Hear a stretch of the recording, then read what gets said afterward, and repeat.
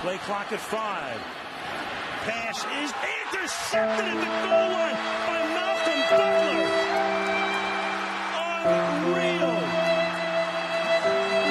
Malcolm Butler, who almost made.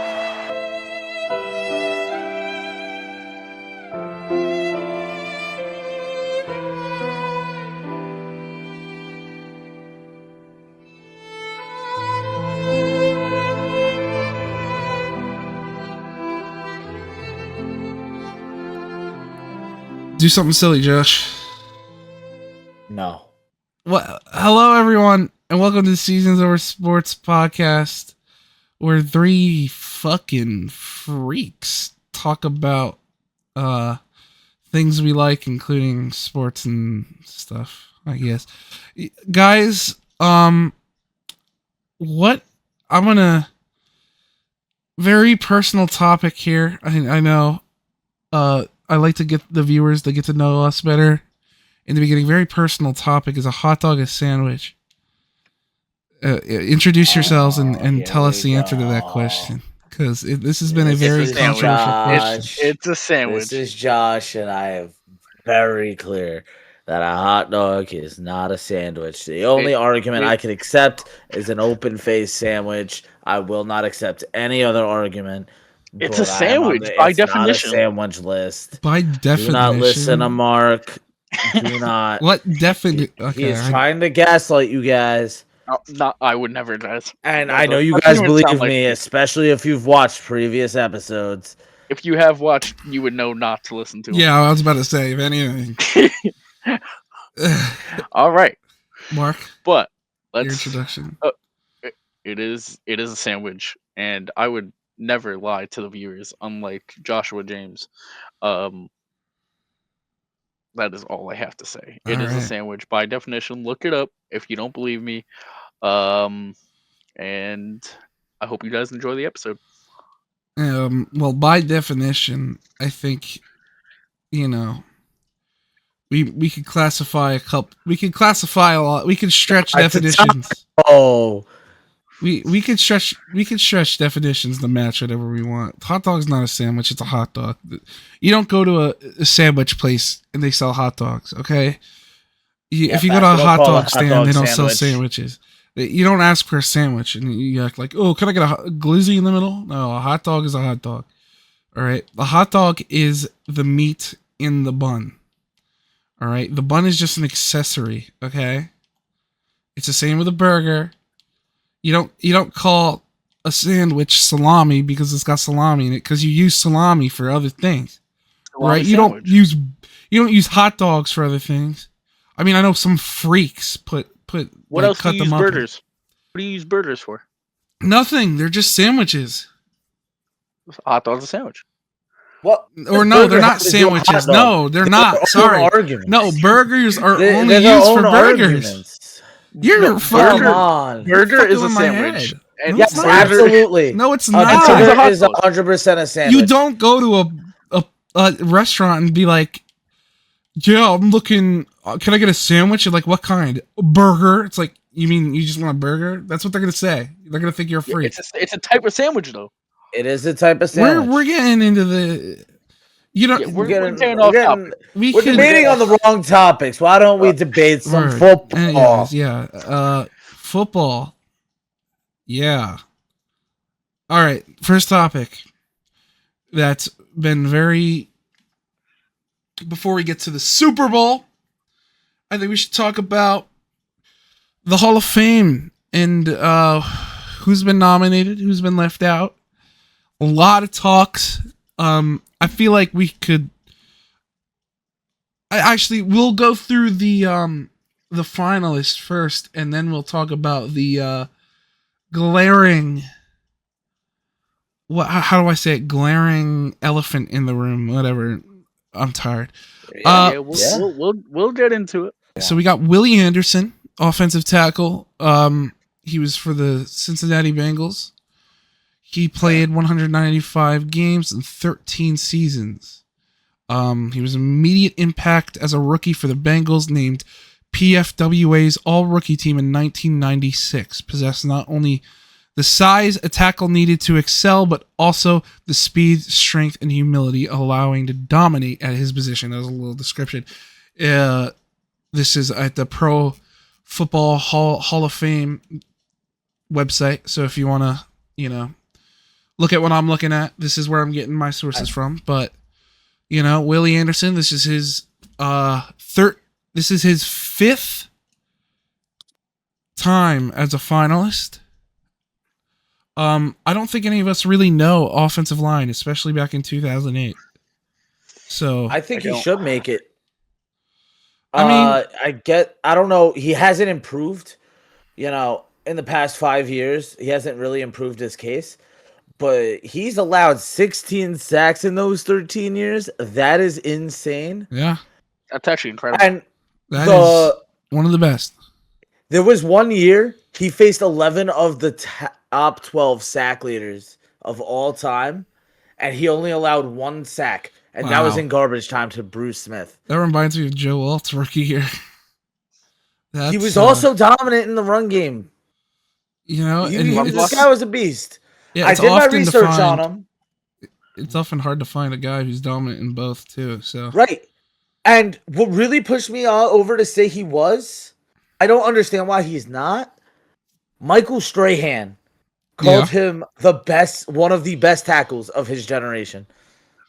Did he? Okay. And Strahan was a monster. Well, yes. I think he's definitely one of the best linemen ever.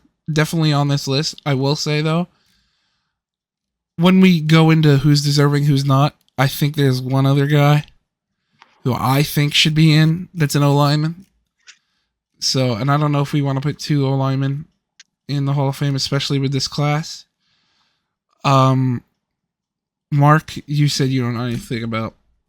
I don't, but off of the stats Josh listed, that sounds like a Hall of Famer to me. It does. I think 13 most seasons, only 16 sacks. How many people have done that? Not a lot. Not a lot of people. Not a lot. Even some of the best have their off years where they allow multiple and many sacks. And it's about time these linemen get some recognition. I agree with you 100%. But I do think this class has a lot of people. And depends. I mean, I don't know how much people get voted in the Hall of Fame, like 4 to 8 a year, from what I saw. So I mean, look, if we're getting 8 of these people in here, I think he's definitely should be one of them. But if we're only going with 4, I think there's a much more deserving O-liner later in the list. But Drew Brees is next up. I don't think Drew Brees needs an introduction. If you're listening to this show, you should know who Drew Brees is. You should know what he accomplished. But for those who don't know, Josh, would you like to read off some of Drew Brees' accomplishments since you're such a big fan of his? Drew Brees statistically is the second best quarterback in history. And in his last year, he was going back and forth with everybody's GOAT, Tom Brady, with those stats. His longevity isn't to be questioned. Yes, he was. He fell off his final year. Come on now. Yeah, well, longevity didn't really get to Brees until his final year. Did you say he fell off his final year? He did, but in all fairness, his shoulder. He did not play that great his final year. He played very good. Well, hold on. I just want to stop you for a second, Josh. He played 12 games. Okay, he threw 3,000 yards, 24 touchdowns, 6 picks. Okay, but those are very misleading stats because we've actually watched a lot of those games. I don't think they're misleading. I think they don't express how the one thing they don't express is how Michael Thomas helped him with a lot of the work. Yeah. That year was the downfall of Michael Thomas. If you watched the games... And he had a 70.5% completion percentage. He always had that throughout his career. But what was his average yards per attempt?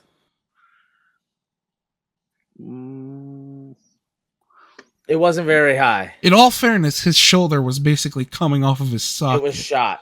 So his shoulder was shot. But Drew Brees should be a shoo-in. I don't even think it's a question. I mean, he's number 2 in passing yards, 2 in touchdowns. At least, yeah. Yes. So There yeah, isn't without a any doubt. room for debate.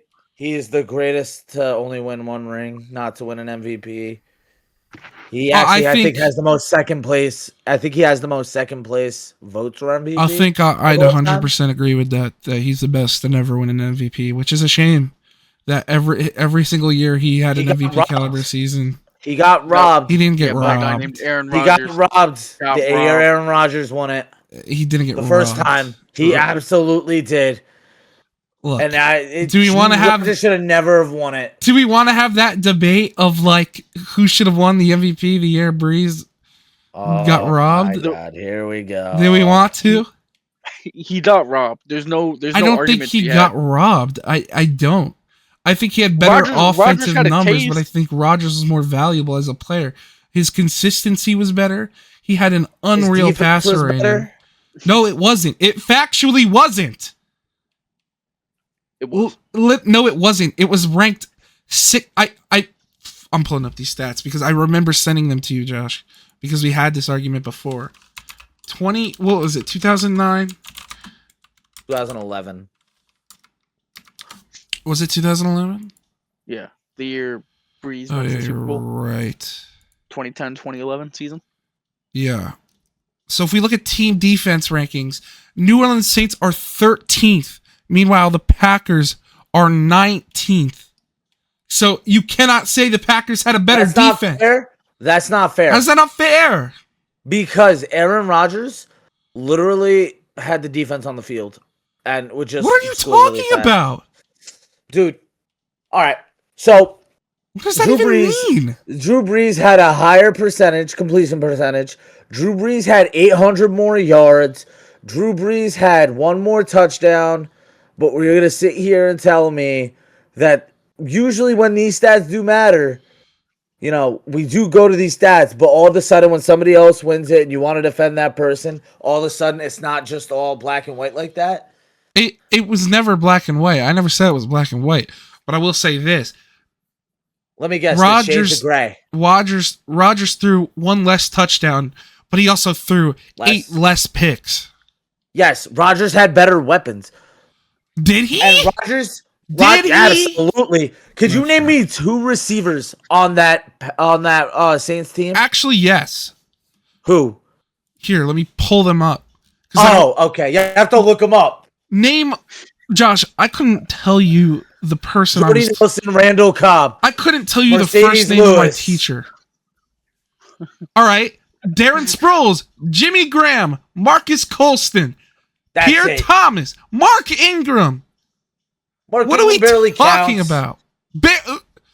Huh? Mark Ingram was not that great. Darren Sproles, Jimmy Darren Graham, Sproles was solid. Jimmy Graham was a beast. Marcus Colston. He was pretty good. That's it. Okay, and Rodgers didn't have much better. Yes, he did. He maybe had one more person. Did he there. great? All right. Hold up. Hold on, I'm Greg looking. Jennings, Randall Cobb, and Greg Jordy Jennings, Nelson. That's solos. 3. So it's the Easily. same amount. No, because that's solos. That they're all better. Jordy Nelson, Jordan- Greg Jennings, and Randall Cobb. That's it. Jennings was a beast. Jennings was a beast. Jordy Nelson was a beast. Randall Cobb was very good. Are we going to sit here and say that they both had 3 weapons, dude? Jimmy Graham was a beast as well. You can't say he wasn't. Yes, Jimmy Graham was a beast. Absolutely. Yeah, but he's a tight end. Marcus Half the time he's Colston, Okay. and Darren Sproles Brady do not threw to equal up Gronk. to either. Brady threw to Gronk his whole career. What does Tight ends are- Brady have? What Yeah, does but Brady Brady never have to do with this? Brady's only had a top 5 receiver once. I'm just saying that you can't. you. You act like Rodgers had like infinitely better weapons. He didn't. He did. It's close enough to the point where you can't be like, oh well, he deserves. Dude. Also, dude. if we're looking at record wise, Darren Sproles the and Marcus Packers went Colston 15-1. because they were a better team. Exactly. Rodgers was the still best won player because of on the Rodgers. best team. He was not. He wasn't even. Clay Matthews was better. No, he was not. Yes, he was. Aaron Rodgers. Oh, did they have Charles Woodson too? I think they had Charles Woodson at the time. No, I actually I don't know defensively, but their defense was not ranked as high as New Orleans. They had B.J. Raji, Clay Matthews, 9 A.J. Hawk, point- Charles Woodson. Look, Wicked. I'm not saying Drew Brees didn't deserve the win MVP. I think it's a 50-50. But I don't think you could sit here and say Aaron Rodgers didn't deserve it when he had one of the most consistent seasons ever. Aaron Rodgers is the biggest fraud in sports. Oh my God. It's crazy you say that because he has the same amount of rings as Brees. Oh my God. Yes, but here's the difference. Rodgers always cost his team. Brees got screwed by either the refs or his team. I'm not disagreeing with you, but I'm just saying you can't say he's the biggest fraud. And Brees should have won it solely on the fact that Marcus Colston and Darren Sproles, you can't combine any of those three guys, and say they were better than them. You can't say they were better, but you act like the discrepancy is like was enough, more than enough. You can't say the discrepancy was more than enough just to give Brees MVP off that. If you switch Marcus Colston with Jordy Nelson and Randall Cobb, that team is not better. I don't think it is better, but I think Aaron Rodgers is still really good, and I think he'd make Marcus Colston into a phenomenal receiver like he was on the season. Breaking news. I know we weren't going to talk about NBA. Harden just got traded for Darius Garland in a second-round pick. Whoa. Wow. Okay, that's actually important. Screw this debate. Wow. It's surprising. The Cavs just cost themselves a ring. Also, whoa. LeBron James is threats to stay with Lakers through the season. I saw that. Yeah. That's the grass is green kind of news. I'm not gonna lie. Yeah, but he said he doesn't mind. He wouldn't mind a Cleveland reunion. Right. I'm sure he said that, but he did. Again, but I'd expect it next year. People say a lot of things, but also, what does that mean for Bronny? But we'll get into that. James Harden, isn't that like his 18th different team? Yeah, pretty much. Aaron Rodgers and James Harden. Aaron Rodgers and James Harden are like two of the same in this. Cleveland just got a whole lot worse, and the Clippers got a whole lot better. He's back on the Clippers? Darius Garland. No. He was on the Clippers. Harden just got traded to Cleveland. Oh, he's on Cleveland now. Okay, Darius Garland is just not on the floor. I feel like he's always hurt. Yeah, so is Kawhi. Kawhi's averaging 27 though. Kawhi's having his best year in a long time. Yeah, he's averaging Wasn't he a 27 free agent? He's an all-star. He is an all-star. Wasn't he a free agent on media day? I don't know. Or was that Dwight Howard? I think it was Dwight Howard. I don't remember. But Howard's always a free agent. True. That's crazy news. Next Hall of Famer on the list. Oh yeah, next Hall of Famer on the list. And if we get any more updates on the NBA trade deadline, we will let you all know. Shout out Cleveland, they'll win a ring now and prove Josh is an idiot. Teammate of Drew Brees, Jahari Evans, 4th round pick. 183 regular season games over 12 season. I'm trying to look at he was PFWA's all rookie team 2006. And the Saints led the NFL in passing yards 6 times during his 11 seasons. So what you're saying is that the Saints had a better O-line than Rodgers. No, I'm kidding. I'm kidding. Probably did, but anyways, selected to 6 consecutive Pro Bowls from 2009 to 2014, when they used to actually mean something. And was a 4-time AP First Team All-Pro from 2009 to 2012. And he was a member of the Super Bowl winning Saints.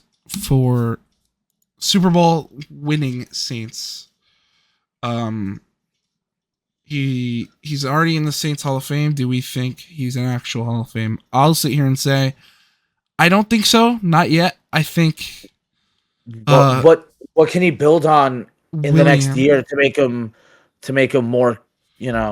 Willie Anderson and Marshall Yonda, who is the person I was referring to when we were talking about Willie Anderson earlier. Those two not being on the list, I think he'd be the best lineman on this class. Maybe. I don't know. I haven't looked at the other linemen. I think he would. Yeah, out of the 3 linemen, I'd say he'd be the best one. If it wasn't for Marshall Yanda or Yanda had Willie Anderson. longevity. Yanda had longevity, but Evans had consistency. And he was just consistently better for longer. Or consistently better.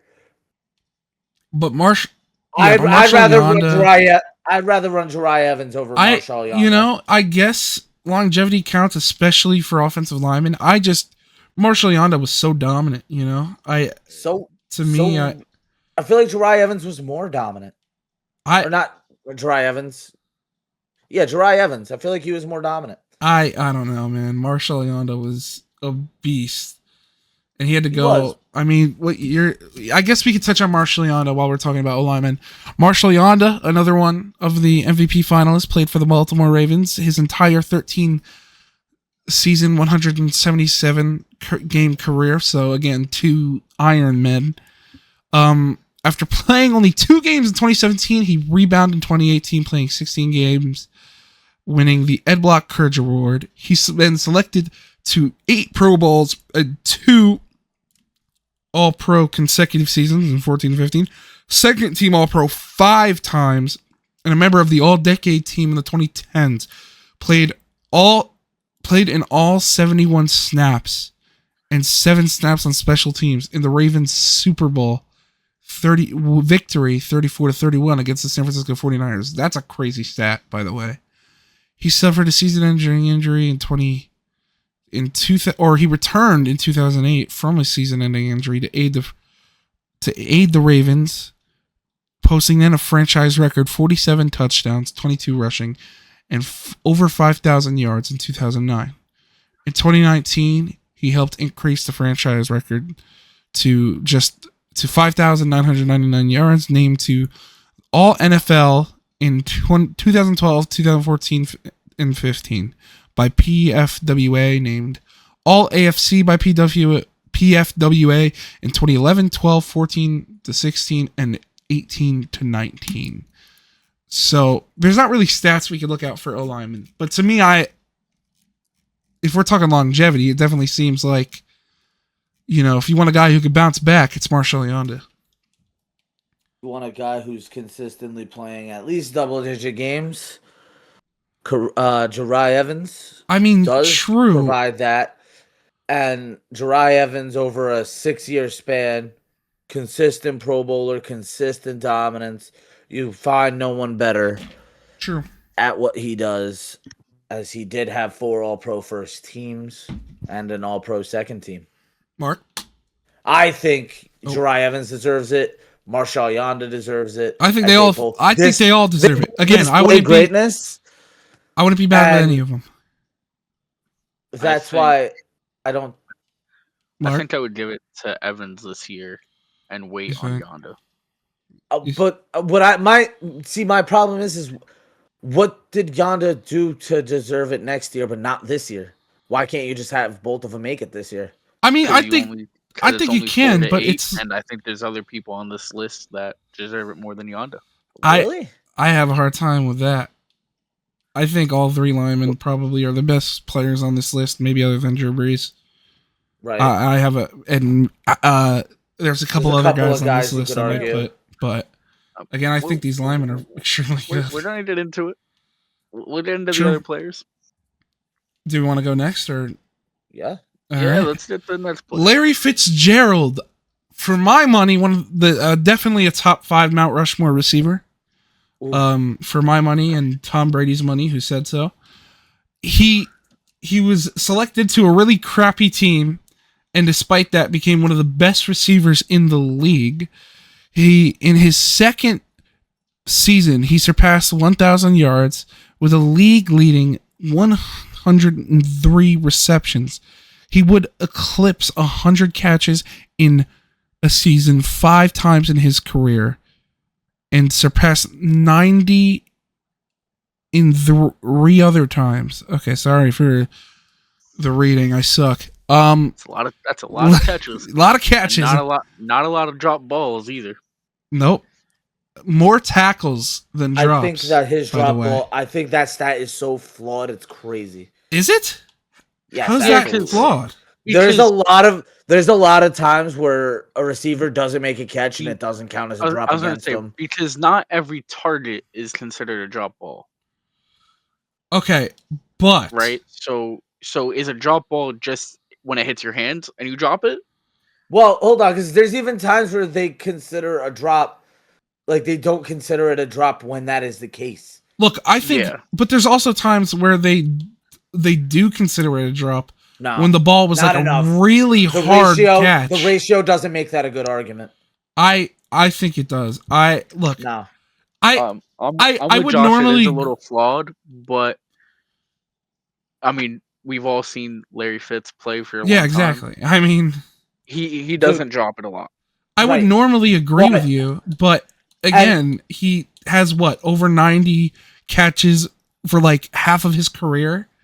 So again, if we're talking about a guy who consistently leads the league in receptions, I mean, clearly, I think he's a tad overrated. wow. I don't think it's crazy. Like I don't disagree. I think he's underrated. I still think he's the greatest receiver in Cardinals history. I I think don't he has think some of the that's- greatest hands of hello? all time. I don't think That's- he's top 5 all time though. I do think he's What do top you 5 mean? all time. Hello? man. What do you mean? Hello? You said top. You said best Cardinals receiver all time. Yeah, no shit. Who else? Marvin Harrison Jr. Yeah. Yeah. Jerry Rice was he on the team for like 2 years? I think I don't fucking remember. Therefore, But- Jerry Rice is. And credit to him, no matter who's quarterbacking, because there was a revolving. That's door. what I'm saying. If he had a And consistent he's- guy in there, And to his credit, he did have the second most receiving yards in history. exactly. Look, if he had a consistent quarterback, And throughout he's his behind a entire guy career- whose record is untouched. It will be untouched. Which one? He only made, but Jerry Rice. Oh yeah, obviously. And the reason I say he's a tad overrated is the accolades don't speak. The accolades don't There's no speak accolades because that he's speak on to the me. Arizona Cardinals. He made one All-Pro first team. Again, And if you're that good of a receiver, the team won't matter. He had the stats. okay, but in all He fairness, should have a receiver had more. He never won Offensive Player of the Year either. again, in all fairness, a receiver. First off, offensive player of the year was going to the freaks at running back at that time. Where Hold on, no, that's not even true. Because the best season he had an opportunity to win, a running back didn't even win. who won? Drew Brees. Yeah, you mean The Drew year Brees is Aaron an Rodgers insane won season? MVP. Yeah. I You never know, said his maybe if season Drew was Brees- bad. Maybe Well, Drew Brees should have been an MVP, and then Larry Fitzgerald would have had an Offensive Player of the Year. But then what? Would If Aaron the Rodgers voters have knew done? what they were doing, but they didn't, and they voted Okay. Aaron Rodgers in because just like everybody else, they're brainwashed. Okay, well, you know, all roads lead to Aaron Rodgers with Josh, but I will defend Larry Fitzgerald here. Receiving, as a receiver, you are the most dependent position in the NFL. You will depend on so much in the NFL that it's out of your control. So that's why we see a lot of diva receivers. It's not because they're diva, it's because they're so dependent on other factors that are outside of their control. These are competitive guys. Justifying the Look diva at- mentality and okay, a look at- receiver is not the way to go. I'm not justifying it. I'm explaining why it happens, though. It's Again, not good it's that they're not. divas. I'm not saying that. I'm just saying that it happens because it is the most dependent position in the league. So I used Justin Jefferson for an example, where he had 9 as his quarterback all year long, and he didn't have 1,000 yards this year. I don't think. Hey, First year in fun his fact, career. drama with them. Apparently, they unfollowed each other on Instagram today. Oh, let's go. That's crazy. Right after Justin Jefferson says some nice things about him in the media. Uh-oh. Mark, your thoughts on Larry Fitzgerald? I'd like to see him get in. He's second all time in receiving yards. He's played for a long time. Really good route runner. Had a lot of catches. He has the stats to back it up to go in. I think he should get it. With the remaining finalists, I think he should be one of the 8. I absolutely Or agree. 4 to 8. I don't think 8 get in. I think he should. To me, I think he should. Over the 2 other receivers that are on the list, which we'll get to eventually. I think he deserves it more than the other 2. Yeah, I agree. Okay. I think he's the best receiver in this class. Next up, we got Frank Gore. What can we say about Frank Gore? Oof. He rushed for 16,000 yards even. Yeah. And remember back in the day when just 3rd all time. He played for so long too. I mean, such a long 15 years. I remember back I don't know how long ago, but we were saying, when is this guy going to retire? He's still playing, And when he went to Miami in 2018. In 2018, I knew a team was cooked when they had Frank Gore. Yeah, dude, that was one thing. I swear to yeah. Adam Gase loved him, dude, and I hated Adam Gase, and I never liked Frank Gore. Yeah. He just never appealed to me. Okay, but do you think off of accolades he gets in or not? No, he shouldn't. He shouldn't ever or ever? Not this year. He should not make. Okay, if I think a player should make the Hall of Fame, I think they should make it. It won't be there's a future. He has like a chance to make it in the future. He either makes it or he doesn't. I don't think that I think a guy should miss it this year. I think he should make it next year. That should not be a thing. So you don't think? I think I don't think Frank Gore should make it. I disagree with you because that's kind of stupid. He should get in. No, it's not. Yes, it is. I think he should get in. Like I said before, 3rd. He's 3rd in rushing yards ever. Yep. I'm not gonna fault him for playing for so long. I'm glad he stayed healthy for that long. Exactly. He holds the record for most games by a running back. Mm-hmm. He is on the 2010s All-Decade team. Yep. 5-time Pro Bowler. And he's the Niners franchise leader in rushing yards, touchdowns, and 100-yard games. And the Niners have had a lot of good running backs. He should get in. I absolutely agree with you. I think longevity for me, plays a factor. Yeah, I mean... Yeah, but he wasn't very good in those late years, so what good is longevity? Yeah, but he played at an elite level for long. I don't think he was ever elite. You say that, but he's had 16 consecutive seasons with 500+ rushing yards. That's 500 is not impressive. No, but it means you're 16 times. Actually, 16 times means you, dude. Do you know how hard it is to? Yo, dude, a running back can do that for 16 years and be running back 3 the whole year. No, because that is do we see how much running backs fall? How many other running backs have done that? Exactly. I don't know. None. I'm not sure. None. Okay, but what accolades has he? Okay, other than being the franchise leader in rushing, he's for the 3rd 49ers, in rushing all time. Is there any season that makes you stand out? Yes, 2012. And be like, this is the guy? Yes, he had 1 All-Pro second team. He made 5 Pro Bowls. That's impressive, I guess. But when you want to talk about longevity is important when a player is good. He was good. What are you talking about? At the end of his career. 500 yards for 16 seasons? That's a stat, right, Mark? Great. If you're a starting running back, you better eclipse 500 yards.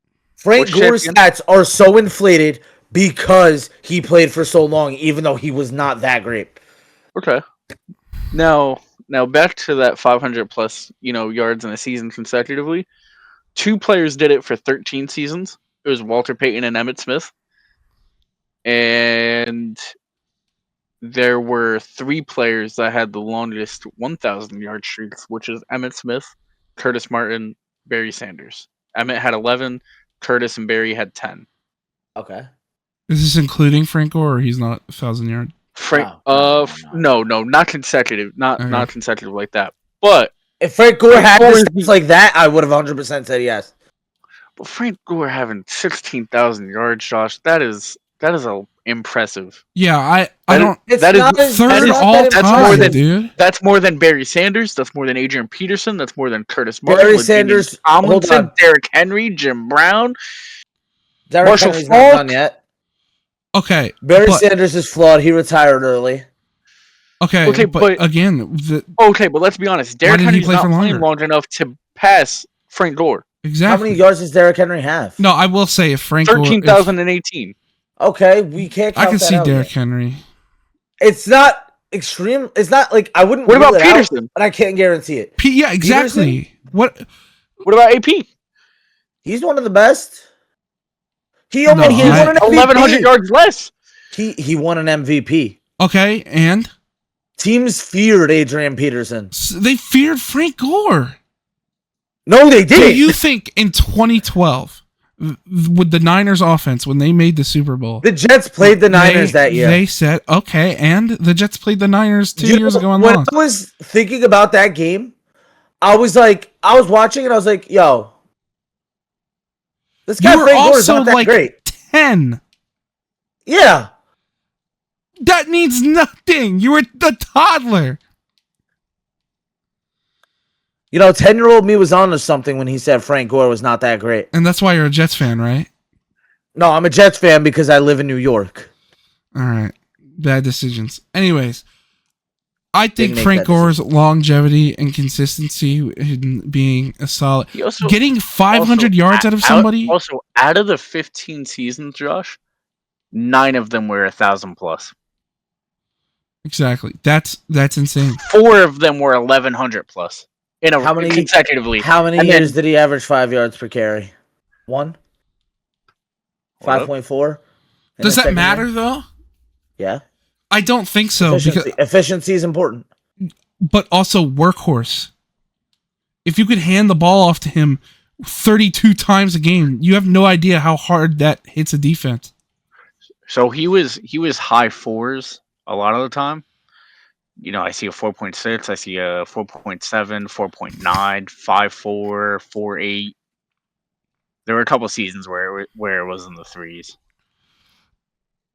Look, again, that's workhorse back. I mean, if you could tire a defense by running it over and over and over and over and over again, not every running back needs to be a Jahmyr Gibbs. Not every running back needs to be a Jonathan Taylor. Sometimes you need a guy to just pound the rock to tire out That's the what defense. Derrick Henry's for. And that's what guys like Frank Gore are for. Frank Gore is the OG Derrick Henry. No, he's not. Look, do not ever compare he Frank never Gore to Derrick Henry. he doesn't have the explosiveness of Derrick Henry, but he did have that workhorse mentality, and I think his consistency makes him Hall of Fame worthy. I don't think he's Hall of Fame this year, but I do think he deserves to be in the Hall of Fame at some point in his career. I think the only thing that hurts Frank Gore is for how long he's played. No, the touchdowns. Yeah, I mean, He's not even top 20 in touchdowns. Rushing touchdowns. True. Yeah, I mean, I agree. But other than that, I think, like, with the other stats that I was mentioning, I think he should get in. I agree. Next up, we got Terry Holt, No. from the St. Louis Rams. You say no? 100% no. Whoa. All right, let's hear your cases. That was quick. Josh, I'll let you go first on this No, one. no. Torrey you Holt can- you was can one bring of the up- great. He was one of the members of the greatest show on turf, which is one of the coolest names. Hold on. He was ever. the member He was of the greatest show on turf. He was the wide receiver one. One of the greatest offenses of all time, by the way. Keep going. second. So, yeah, I'm sorry.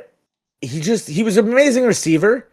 He doesn't have the accolades to be a fit for the Hall of Fame. How And so? by the way, Isaac Bruce, I would take over Torrey Holt. Oh, I totally forgot about Isaac. Yeah. Bruce. You're right. I'm sorry. Bruce was a dog. I got them He confused. just doesn't have the accolades to be a fit for the Hall of Fame. He never even was the top 3 for Offensive Player of the Year voting. he just doesn't have. He doesn't really have much of an argument to make it. You know what doesn't make sense to me? How he get on to like he was never top 3, but how he did on the all decade team. I mean, Because he was on the good. greatest show on turf. He was also good. Let's not pretend he wasn't good. I said he was very good. I said he was amazing. I did initially get the two confused, so I would like to apologize. I got Isaac Bruce and Torrey Holt confused. I still think Torrey Holt's a great receiver. I don't think he's Hall of Fame though. I'll agree with you guys on that. I think Isaac Bruce was the receiver. So apologies, audience. I was wrong. All right, so we all agree on one. Finally. I mean, no, we all agree on Drew Brees. Yeah. Yeah. Well, Brees is an obvious one. If you disagree with Brees, I'll change my mind on Willie Anderson. I do think he deserves the Hall of Fame. Luke Kuechly, he was the Peyton Manning on defense, I like to call him. He was one of the best defensive players of his era. He won Associated Press. I'm so stupid. I could just call it AP Defensive Rookie of the Year in 2012. And in 2013, he won Defensive Player of the Year. He made the Pro Bowl and All-Pro honors multiple times in his career. And he was credited with 24 tackles against the New Orleans Saints, tying an NFL record, and surpassed 100 tackles in all 8 of his NFL seasons, finishing his career with nearly 1,100 tackles, 18 interceptions, and 66 passes defensed in only 8 seasons. The only thing that hurts him is he did only play 8 seasons. In his 8-year career, 7-time Pro Bowler. There, book closed. Hall of Famer. I that's what I think, at least. Hold on, Pro Bowl isn't a fair, like... No. It's not a fair enough to give him that resume. But he was Depoy, was... in his second year. In his second year, Defensive Rookie of the Year. In his and first. led the NFL in tackles as Rookie of the Year. He also, in his career, surpassed over 1,000 tackles. In 8 seasons. Which he was averaging at least 100 tackles a year. Before I looked into his stats, I would have told you no. I would have. But he is one of the best linebackers of the 2010s. I think he's also the smartest. Unfortunately, he had those concussions. Yeah. But I do think that the only argument you can make for him not making it is he didn't play long enough. But I think his stats for when he did play... No, it's not. Because... with the stats he did have in the years he did play, he was the best linebacker in the league. Yeah. When, Yeah. Absolutely. All right, so I think we all agree on that one. It's super impressive he won Depoy in his second year. Not many people do that. And all the all pros. Yes. That is I mean, for a mean, short tenure, crazy resume. He was the best linebacker in the NFL every single year he played. And it sucks that he had a very short career.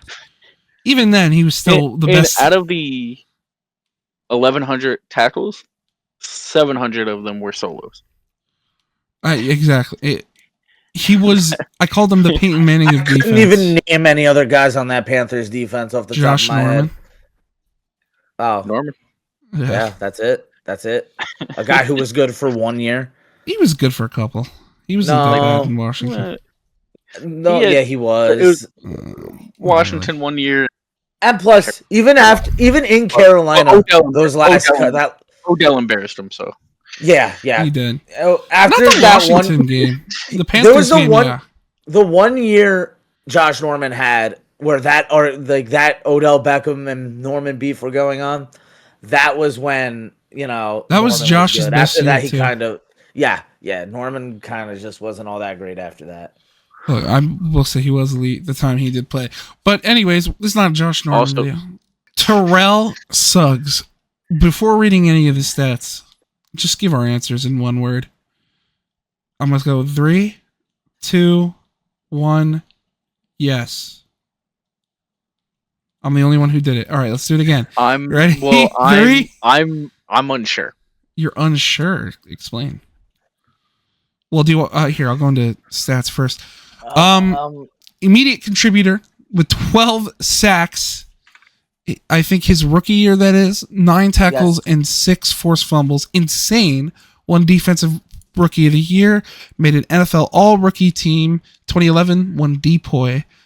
And was named first team all pro in a season that included 14 sacks, 20 tackles for loss, 7 forced fumbles, and 23 quarterback hits, and returned from an Achilles tendon tear in 2012 to play 8 games plus the playoffs and helping the Ravens win their second Super Bowl. Double-digit sacks in 7 seasons.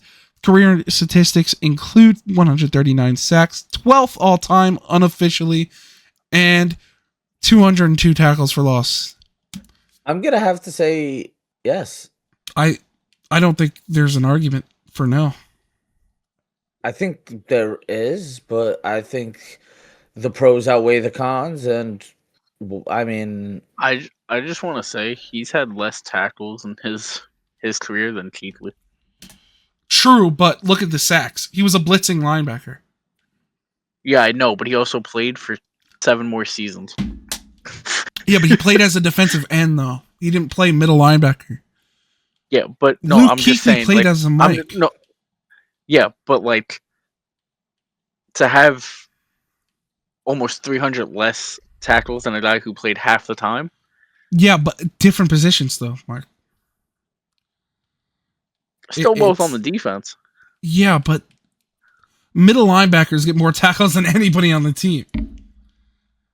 Like, defensive ends don't get that much tackles. But because he does have a lot of stats. How defense works. Does have a lot of forced fumbles.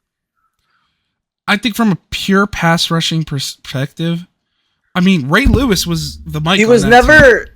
What I will say is he was never like former Jet, by the way, right?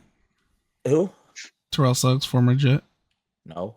Was he not on the Jets? Oh, that was CJ Mosley. My bad. CJ Mosley. Yeah, right? Yeah. Well, my bad. What I will say is he was never world breaking when it came to sacks. He just had a bunch of really good sack years. Yeah. There was never a year that stood out as like, oh, you know, this guy just versus like 20 sacks.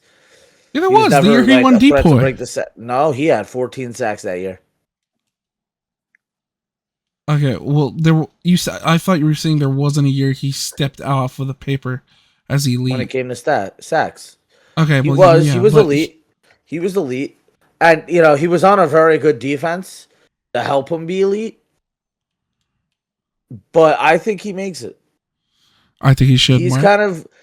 He's very close to that border of Hall of Fame versus Hall of Very Good. I think he just gets over. I think so too. It depends what friends he made too. Yeah, true. Apparently. Mark, you were saying? No, I'm saying like I think he just gets over their hump. And, I think so too. Hall of Fame. Adam Vinatieri. I'm just gonna sit here and say we all know Adam Vinatieri. We all know his Super Bowl game winning kicks. We all know his. When I think of kickers, that's the first name that comes to my head. Time. If there's a kicker that should be in the Hall of Fame, it's Adam Vinatieri, and I agree. I don't think there's a question that he's the NFL leading scorer. He has the most points more than anyone. I think that might have gotten broken. I don't remember, but he's definitely top 5, and he single-handedly. I'm not gonna say single-handedly, but he has the most insane resume when it comes to game-winning kicks in big-time games. Raiders, Patriots, snow crazy. Trip to, I think it was the AFC Championship. Might have been Super Bowl, but I'm pretty sure it was the AFC Championship. Tuck rule game, sinks it in. 2 game-winning field goals in the Super Bowl. I mean, this guy is a Hall of Famer. I think so. Josh? Absolutely. Yeah. He has the most field goals. He's the greatest kicker in history. I don't really think much needs to be said. Reggie Wayne. You'd have to call me out. I want to back up. Reggie Wayne, offensive threat who helped the Colts reach 11 times the postseason 11 times in over 14 seasons. Caught 100 passes in a season 4 times. Recorded 1,000 receiving yards 8 times. Led the NFL with a career high 1,500 receiving yards in 2007. Had 10 or more catches in a game 15 times. Set a franchise record with 15 receptions versus the Jacksonville Jaguars. Racked up 100 yards in a game 43 times. He made first team All-Pro in 2010, second team All-Pro in 2007 and 2009, and 6 Pro Bowls in a 7-year span. I'll let Mark Stallmer for this one. Looking at his resume right now, I think he gets him. Yeah. He's Hall of Very Good. Super Bowl champion. He ranks top 10 in 3 postseason categories: 6th in receptions, 7th in yards, 9th in receiving touchdowns, and he is known for consistency, recording 1,000 yards in 7 consecutive seasons. That's impressive. That feels like Hall of Very Good. Like, he doesn't really have the accolades to show for it. Okay, we say accolades. He has 1 All-Pro first team. He has 2 All-Pro second teams. He was never the best there was not one year where you could tell me he was the best in the league. Not every receiver could be best in the league, though. You know what I'm saying? Yeah, and not every receiver can make the Hall of Fame. Also true. Yeah, but I feel like a lot of the times he was top 5 in the league, and he wasn't 5 or 4. Maybe. Reggie Wayne was really good. I think Reggie Wayne is Hall of Fame very caliber. Good. Hall of Fame, Hall of Very Good, if you ask me. I think he's Hall of Fame caliber. Because his stats were very good. I'm not going to pretend he was a bad receiver. He wasn't. He was a very good receiver. He had 2 great quarterbacks at the helm for him. True. But ultimately, it feels like he could have done more. And I can't give every receiver who played very good a Hall of Fame. I have to give the best of the best, and Reggie Wayne just isn't that. I kind of agree with Josh. I think he's Hall of Fame caliber. I don't necessarily agree with the fact that he doesn't deserve to be here. I think he absolutely does. But this year, I don't think so. I think the talent pool is just so big. What it's going to be different a year from now when the talent pool is this big again? Well, it might not be this big again. What I'm saying is this year probably will be. We don't know that. I haven't looked at next year. But if it is, then he doesn't get in. I'm talking about... You're comparing him to other players that are available this year? Exactly. Compare his resume. Is his resume worth being in the Hall of Fame? That's what the analysis needs to be about. Yeah, and I just don't think it is. Look, I said Frank Gore should be in. And if I say Frank Gore should be in, then I feel like I can't say Reggie Wayne shouldn't be in. Because I definitely think Reggie Wayne was better at his position than Frank Gore was at his. Maybe that's an understatement. I think actually Frank Gore is a little better. But I don't know. Again, I kind of agree with you. He was never really the best in the league. I don't know. I think Reggie Wayne should be in the Hall of Fame, kind of. But then again, Andre Johnson made it too, and he was never really the best in the league. But he was still extremely good and definitely deserved to be in the Hall of Fame, without a doubt. So I'll say I'm undecided. I think not this year, but maybe next year. I think that's a fair take. I don't know. Okay.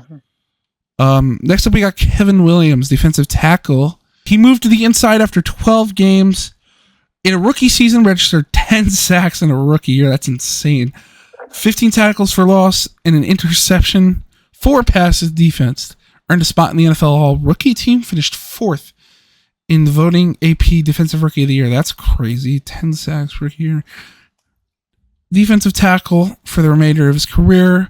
He started 202 of 212 games. That's insane. 63 sacks in his career, more than 500 tackles, 113 tackles for loss, 73 passes defended, 9 forced fumbles, 13 fumble recoveries, and 5 picks, 6 Pro Bowl seasons, and 5 first team AP All-Pro seasons. Without a doubt, he's a Hall of Famer. Absolutely. I agree. This one is a layup. I mean, Yeah. dominant everywhere. Yeah. I had no idea his He stats were wasn't this good. flashy. He wasn't flashy, but he was nasty. You don't need to be flashy when you're nasty. I like that, Josh. This Put that one, in I the think Josh we quotes. will be at odds. Jason Witten, one of the NFL's Ironmen, Absolutely. Yep. played in the NFL for over 17 seasons, all rookie team. 87. Ooh, wow. Year 2, 87 receptions for 980 yards and 6 touchdowns with a Pro Bowl. He made the Pro Bowl 10 times in 11 years. That's insane. Or an 11-year span, I should say. He was two-time first team All-Pro, twice second team All-Pro. Surpassed 1,000 receiving yards in 4 seasons. More than 900 in 3 other seasons. Career high for receiving yards was 1,145, which was in 2007. Finished career with 1,228 receptions, 4th all-time, 13,000 yards, 21st all-time, and 74 touchdowns. Well, you guys said yes instantly. I might disagree with you here if you don't give me good cases. If you tell me that Larry Fitzgerald can make it, then Jason Witten's gotta make it. Larry Yes, Fitz, no because way. Larry his- Fitzgerald. Jason wanna Witten, talk about Jason consistency? Witten was just as impressive as Larry Fitzgerald. No. Just because it wasn't No. in the same way. Absolutely. No. He has Yes. multiple All-Pro first teams. That So is does more than Larry Fitzgerald. Larry Fitzgerald. No, he doesn't. Okay, maybe not as much, but Larry Fitzgerald. Oh, dude, Had one. come I on. think he had one. He is Come still on. in receiving yards. His longevity was just as amazing, if not better, than Larry's. He missed 1 game in 16 seasons with Dallas. Again, that's the only awesome. reason He's not Larry Fitzgerald. the only reason anybody's going to tell you no is because of the star on his helmet. No, Or- I'm saying no or- because I think Larry Fitzgerald's a better player. Because they didn't actually watch him play, and they're strictly going off of stats. No, because I'm But going if off. you watch him play, That's more impressive. that man deserves it. I'm not saying he doesn't deserve it. I'm saying you cannot compare him and Larry Fitzgerald. Yes, you can. I think they're both very good. I just think Larry Fitzgerald's But clearly better. position for position, I Jason think Witten is Larry a better Fitzgerald tight end is- than Larry Fitz is a Larry receiver. Fitzgerald is a top 5 wide he's receiver. not. Jason Witten. Jason Witten also Is had the not 6th a most top 5 tight touchdowns for tight ends of all time.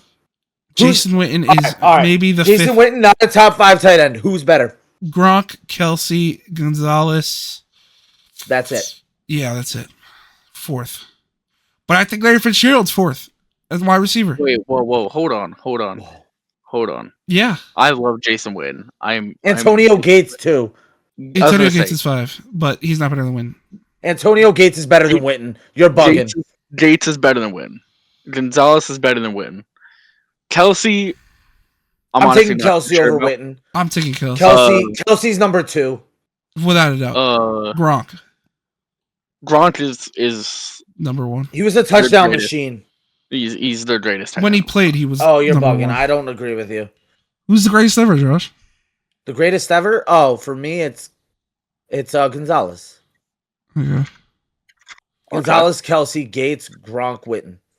Well, again, I think it changed my narrative. You're right. He is the 3rd best tight end all the time. Got to give tight ends love. Yeah, I think he's a Hall of Famer.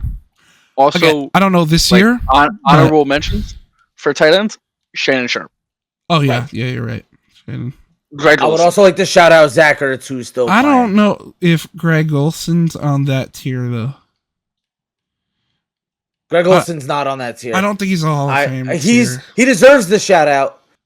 Yeah, but he's not on that tier of like. But he's not up there. And Jimmy Graham is also another guy. I think he had a lot of touchdowns. He didn't have the yards. You put Shannon Sharp. I'm remembering Shannon Sharp's in the Hall of Fame, and I'm thinking, yeah, Jason Witten's better than Shannon Sharp. I think I want to put Jason Witten in the Hall of Fame. So yeah, you've successfully changed my mind. Good, because your opinion at first was wrong. Yes, 100%. And also, I'm high on Larry Fitzgerald because of how Tom Brady said it. Which, if you didn't know, he said he was on the Mount Rushmore of receivers. So, shout out Tom Brady. He knows more than all of us combined. Darren Woodson of the Cowboys. Does anyone have his stats pulled up? I don't want to read it. No. All right, I'll read it anyway. I got his accolades. All right, read them out, Mark. 3-time Super Bowl champion. 5 consecutive selections to the Pro Bowl. 3-time first-team All-Pro. Franchise record. All-time leading tackler for the Cowboys. Okay. With 1,350. And he has he's been a multi-time Hall of Fame semifinalist and finalist, and has yet to get in. He also finished his career with 26 interceptions, including playoffs, 2 returned for a touchdown, winner of the 2002 Bart Starred Award, and finalist for the 2003 NFL Walter Payton Man of the Year Award. No, I don't think he is one. I think he lacks a lot of what everyone else in this class has. Don't get me wrong. I think he's a great guy. I think he's definitely deserving of the Hall of Fame someday, maybe. I don't know. I honestly, if there was anyone on this list, I say that mindset. I'm not gonna lie. What mindset? I don't get how he could be a Hall of Famer later, but not now. Because he's how not adding on to his eligibility legacy. Works. Well, okay, I think he gets in. But with who he's going against is what I mean by that. I think being first team All Pro 3 times is impressive enough. And a 3-time champion. True, but he was also on a dynasty and the 3-time champion. Yeah, safeties don't have that much say in that. They have some say. I'm not going to take that away from him. I'm just going to say that team was stacked. Okay. And secondly, I just would 26 picks is cool, but it's not like eye popping, you know? And I mean, look, he's a leading tackler on the Cowboys, but again, I want to see a lot of tackles. A lot of tackles. That is true. But again, and you know what Josh says? What does he say? If a DB or safety has a lot of tackles, that means they're getting beat. I didn't say that about safeties. I said that about DBs. Specifically, Brandon Stevens. Especially early in the year. He played pretty solid in the middle of the year, but bro was not it. I don't know why we signed him. Baltimore got rid of him for a reason. And we picked him up because we had no idea what we were doing. Think, Mr. Woodson gets in? Charles Woodson? Darren Woodson? Oh, yeah. No. I think there's an argument, but I don't think he makes it. Neither do I. Marshall Leondo we already talked about, which leaves us with 1. My favorite. Mark, why don't you talk about this one a little bit? Is Eli Manning a Hall of Famer? And me, Nick, and Josh have all had this conversation before. I think this one might get aggressive. This one's going to get background. And Mark is a Giants fan. Yeah, but I'm gonna go off stats. I'm gonna go off stats, and I'm not even gonna bring up. Though. And I'm not even gonna bring up postseason, Nick. Okay. Not even gonna bring it up, but I do have a question for you guys, both of you guys. Mm-hmm. Okay. So let me. All right. Are you ready? I'm ready. Josh, you ready? Oh yeah, as ready as I'll go. So I'm gonna list off this quarterback stats. Okay. 32,000 yards. Okay. He played. By the way, he played 12 seasons, 32,000 yards, 208 touchdowns, 128 picks, no Super Bowl. Or Okay. sorry, one Super Bowl, 2-time MVP. How many yards again? 32,000. What are you talking about? Hold on. Is he a Hall of Famer? 2-time MVP, 1-time Super Bowl champ. What are the other stats Two-time again? MVP. One-time Super Bowl What champ. are the other stats Yep. again? 32,000 yards, 200 touchdowns, 130 interceptions. In one. Oh, I have Super Bowl some champ. questions. Yeah. Was the team carrying him in those playoff runs? In that playoff run? He was a good quarterback. Follow-up question. Okay. Was his team carried through the playoffs? Okay, I think this was Brett Favre you're talking about. It's not Brett Favre. You said not 2 Brett Favre. MVPs? 2 MVPs, 1-time Super Bowl champ. Super Bowl MVP at that. 4-time Pro Bowler. John Elway? Interesting. No. Nope. Kurt Warner. And he's a Hall of Famer. Okay? Kurt Warner, Hall of Famer. Okay, That's a whole but- different No. thing. But hold That's on. a whole different Hold thing up. for me. Hold up. I'm not done With speaking that though. Hold up. context, Hold on. But Eli Manning, okay, played a couple more years. He has Okay. 25,000 more yards. okay. He has 158 more touchdowns. And has He two also- of the greatest Super Bowl wins in NFL He also history. has double the picks. But 150 more touchdowns. Double the picks. 25,000 more yards. And only what? 3 more seasons? Okay, but those stats. And this are guy's flawed. not a Hall of Famer? That's just one. You're No, pointing no. out the stats. But that no, help but your now we're gonna go to the argument. next one. Yeah, but hold on, we're gonna go to the next one. Oh wait, there's Hold on, more. I want to Okay, address the hold Kurt on. Warner thing though. Yeah, no, we'll get to that. I just need to address another player. Okay, Okay. 2-time Super Bowl champion. Okay, and here I'll give you his stats. Okay, 2-time Super Bowl champion. Let me find his name. Where'd you go, brother? Where did he go? I know you're here somewhere. You get a. Give me one second. Give me one second. While you're doing that, I'm going to talk about Kurt Warner. Yeah. Go I for it. don't think you can compare the two because you're leaving out a lot of information. If you Okay. blind look at those stats, you'll be like, yeah, well, first off, we're 2 MVPs. Again, I think, at least when it comes in term to single player accolades, makes up for 2 Super Bowls.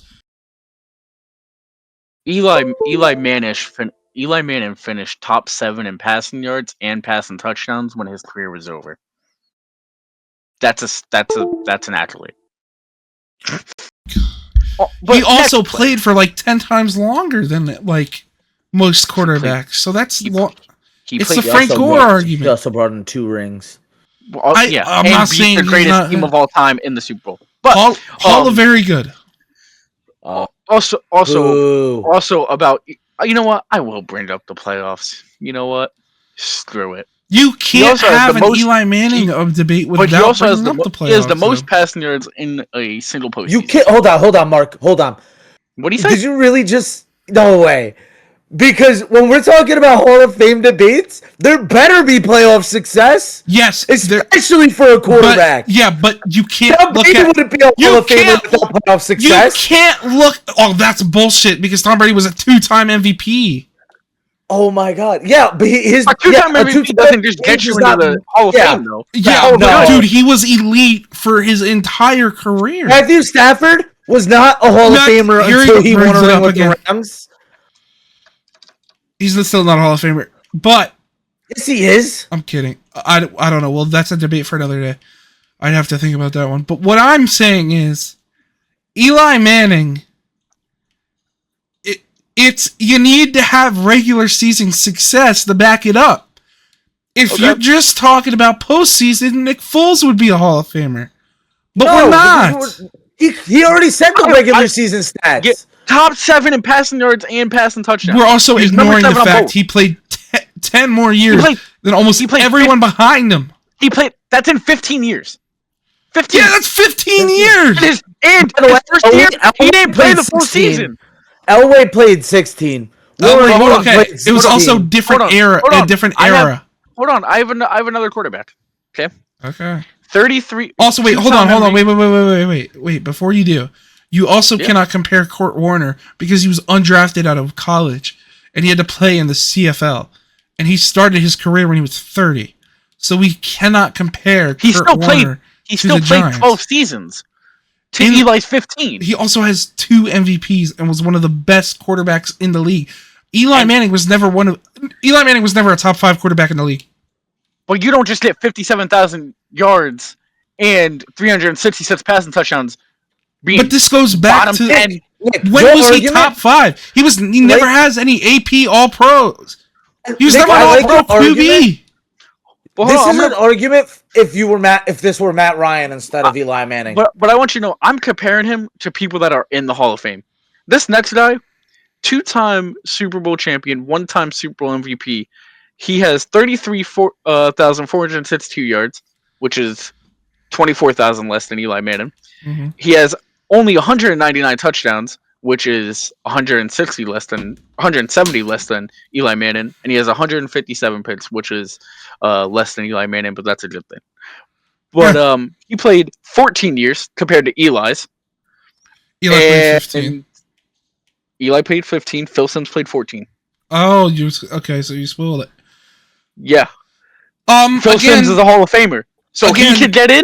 you have to But account Eli for can't? era. You have to account for era. No, you don't. Different eras. Yes, dude, No, different you eras. don't. Okay, Okay. but don't. hold on. If If you wanna talk Tua about eras- had the stats that he had this season rings? 10 years ago, what are we talking about? Okay, Is Now, Russell if Wilson they a Hall of had- Famer? I don't know. That's a good question. I haven't thought about it. Because he Hold has on, he has because- 11,000 less yards than Eli. He I also think- has less touchdowns than Eli. I don't know think- if Russell Wilson's a Hall of Famer. I think the era argument would be fair if they were close in stats, but they aren't. Okay, but again, Yeah, but it's not. But it's not. It's not close at all. a different game though. It's a different. We have to adjust. We have to inflate stats. Plus, Eli Sure. played when it was a heavy run game back in the 2000s. It was not heavy run back then. Yes, it was. not as much as back then when Phil Simms played. That you're crazy if you think that. No, I'm talking about the beginning of Eli's career. I'm talking about when Phil Simms played. Okay. All right. Question. So this And guy it- played. No. This guy played 16 years. Okay, one more than Eli. Okay, Mm-hmm. 61,000 yards. He has 420 touchdowns, which is only 60 more than Eli. And he has Only 8 more 60? He has 252 picks. Is it Brett Favre? Nope. No Super Bowls. Oh. Who is The this? greatest one to never win a Super Bowl. It's allegedly. Oh, this is Allegedly. This is what a lot of people Allegedly. say. Marino. I don't agree personally. Yo, don't shit on Marino because okay, if we're adjusting for the era of which he played in, he would Played be from the 83 to greatest 99. quarterback of all time. And now let's compare Marino to Sims, right? Is that You what we're gonna do? cannot compare the two. Okay, I don't think Phil Simms should necessarily be a Hall of Famer. Okay, I'll be honest with you. I again, I have But to he's brush in up on there. my Phil Simms. So lore. if the criteria fits Phil Simms, and it Why fits doesn't it fit Eli? Kurt Warner, it should fit Eli fucking Manning. Josh, don't you agree with me on this? No, I think Eli should make it. Oh, okay, so I'm alone on this. I think Eli has a okay, better case than hold Rivers on. even. You- If the cannot Hall of Fame allows these compare. players to get in, they should allow Eli You freaking cannot Manning. compare Dan Marino to Eli Manning. though. I didn't compare Dan Marino to Eli. You I compared can't read stats. off stats.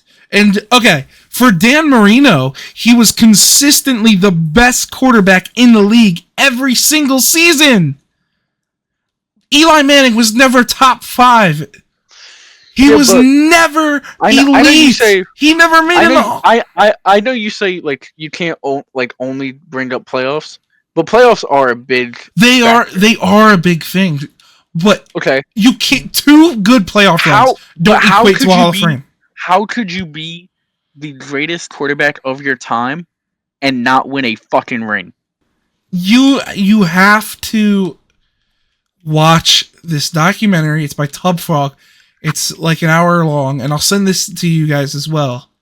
But the Dolphins franchise was absolutely horrendous at building teams around Dan Marino. It was insane. They constantly let him down. It's absurd. And the Giants didn't let Eli Manning down with how they built that offense? Again, but Eli Manning's never had a top 5 receiver. Yeah, he finished 7th in passing yards. How many? He has. Never had a top 5. He's never had a good. Odell Beckham. A good offensive line. He's had a good offensive line twice. He had Odell. He had Odell. Yeah, Odell was top 5 for 2, maybe 3 years. Yeah, but you said never. That's 3 years. And he won a Super Bowl with him. He never won a Super Bowl though.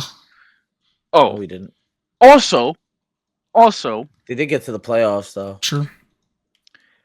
He's only had a good line twice, and both of those years won the fucking Super Bowl, beating Tom Brady, who is the GOAT.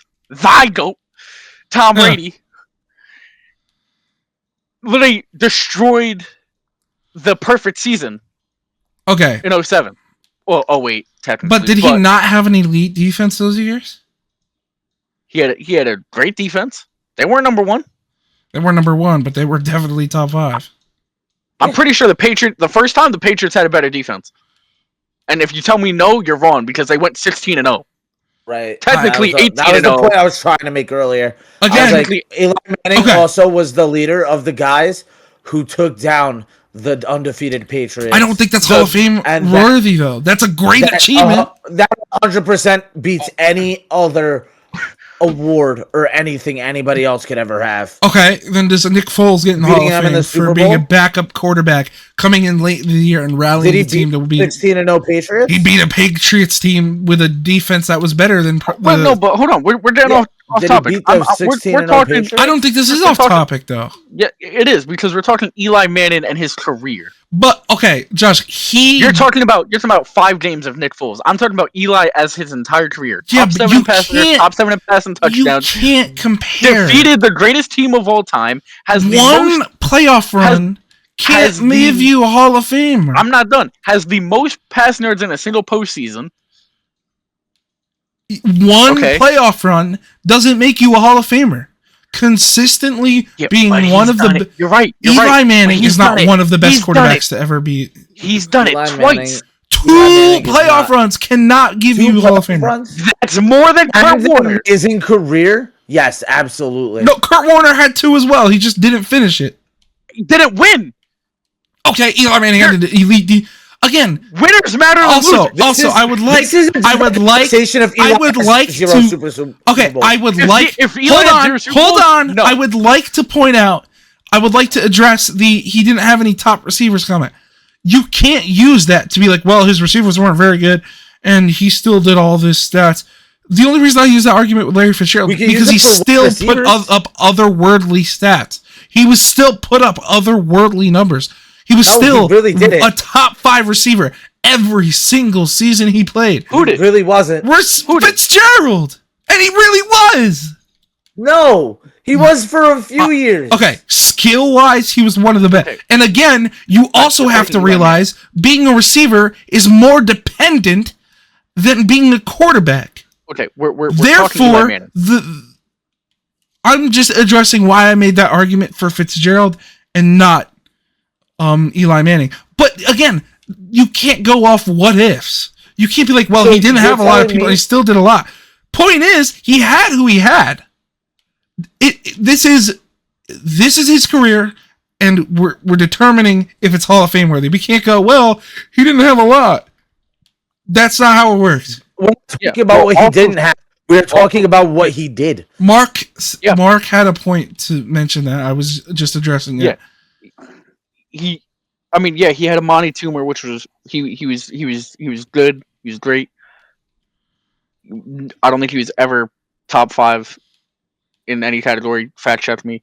Plaxico Burress was great. Again, then he had David Tyree, who dropped every single ball in practice. Never caught another ball. Yeah. Yet made the helmet catch and the touchdown, the first touchdown of the game. Look. I don't think we need to get in that.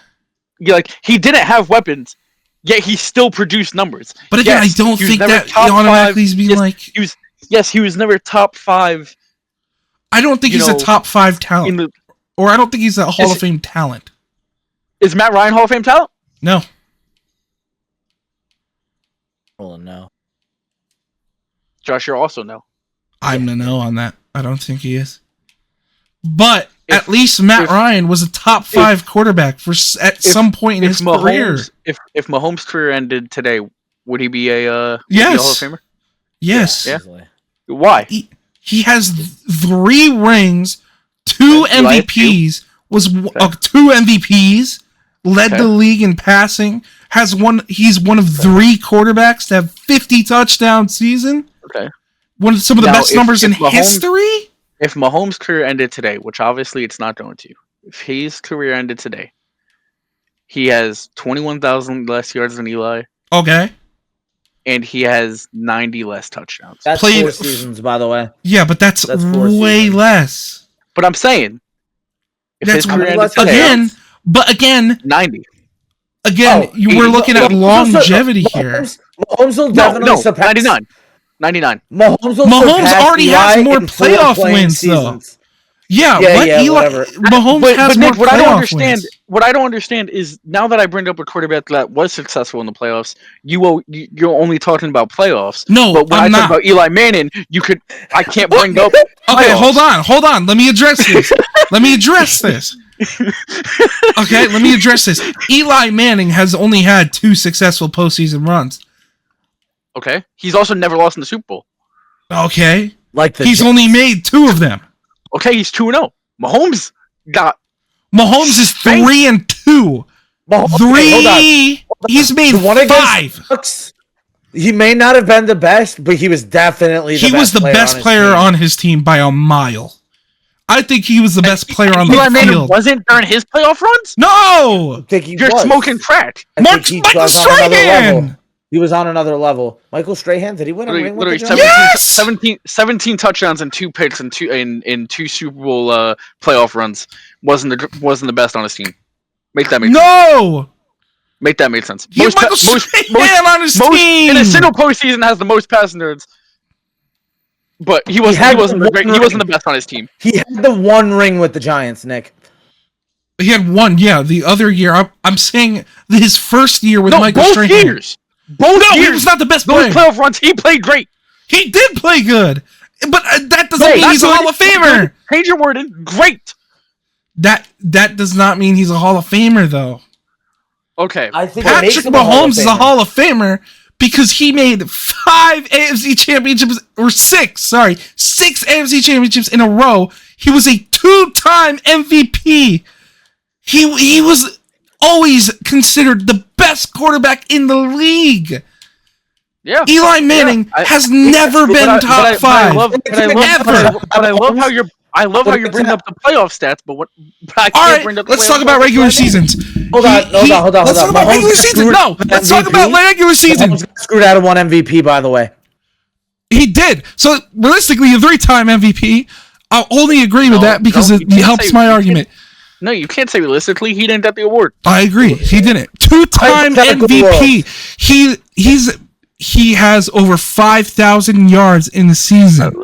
41 touchdowns. 50 touchdowns in his first year starting.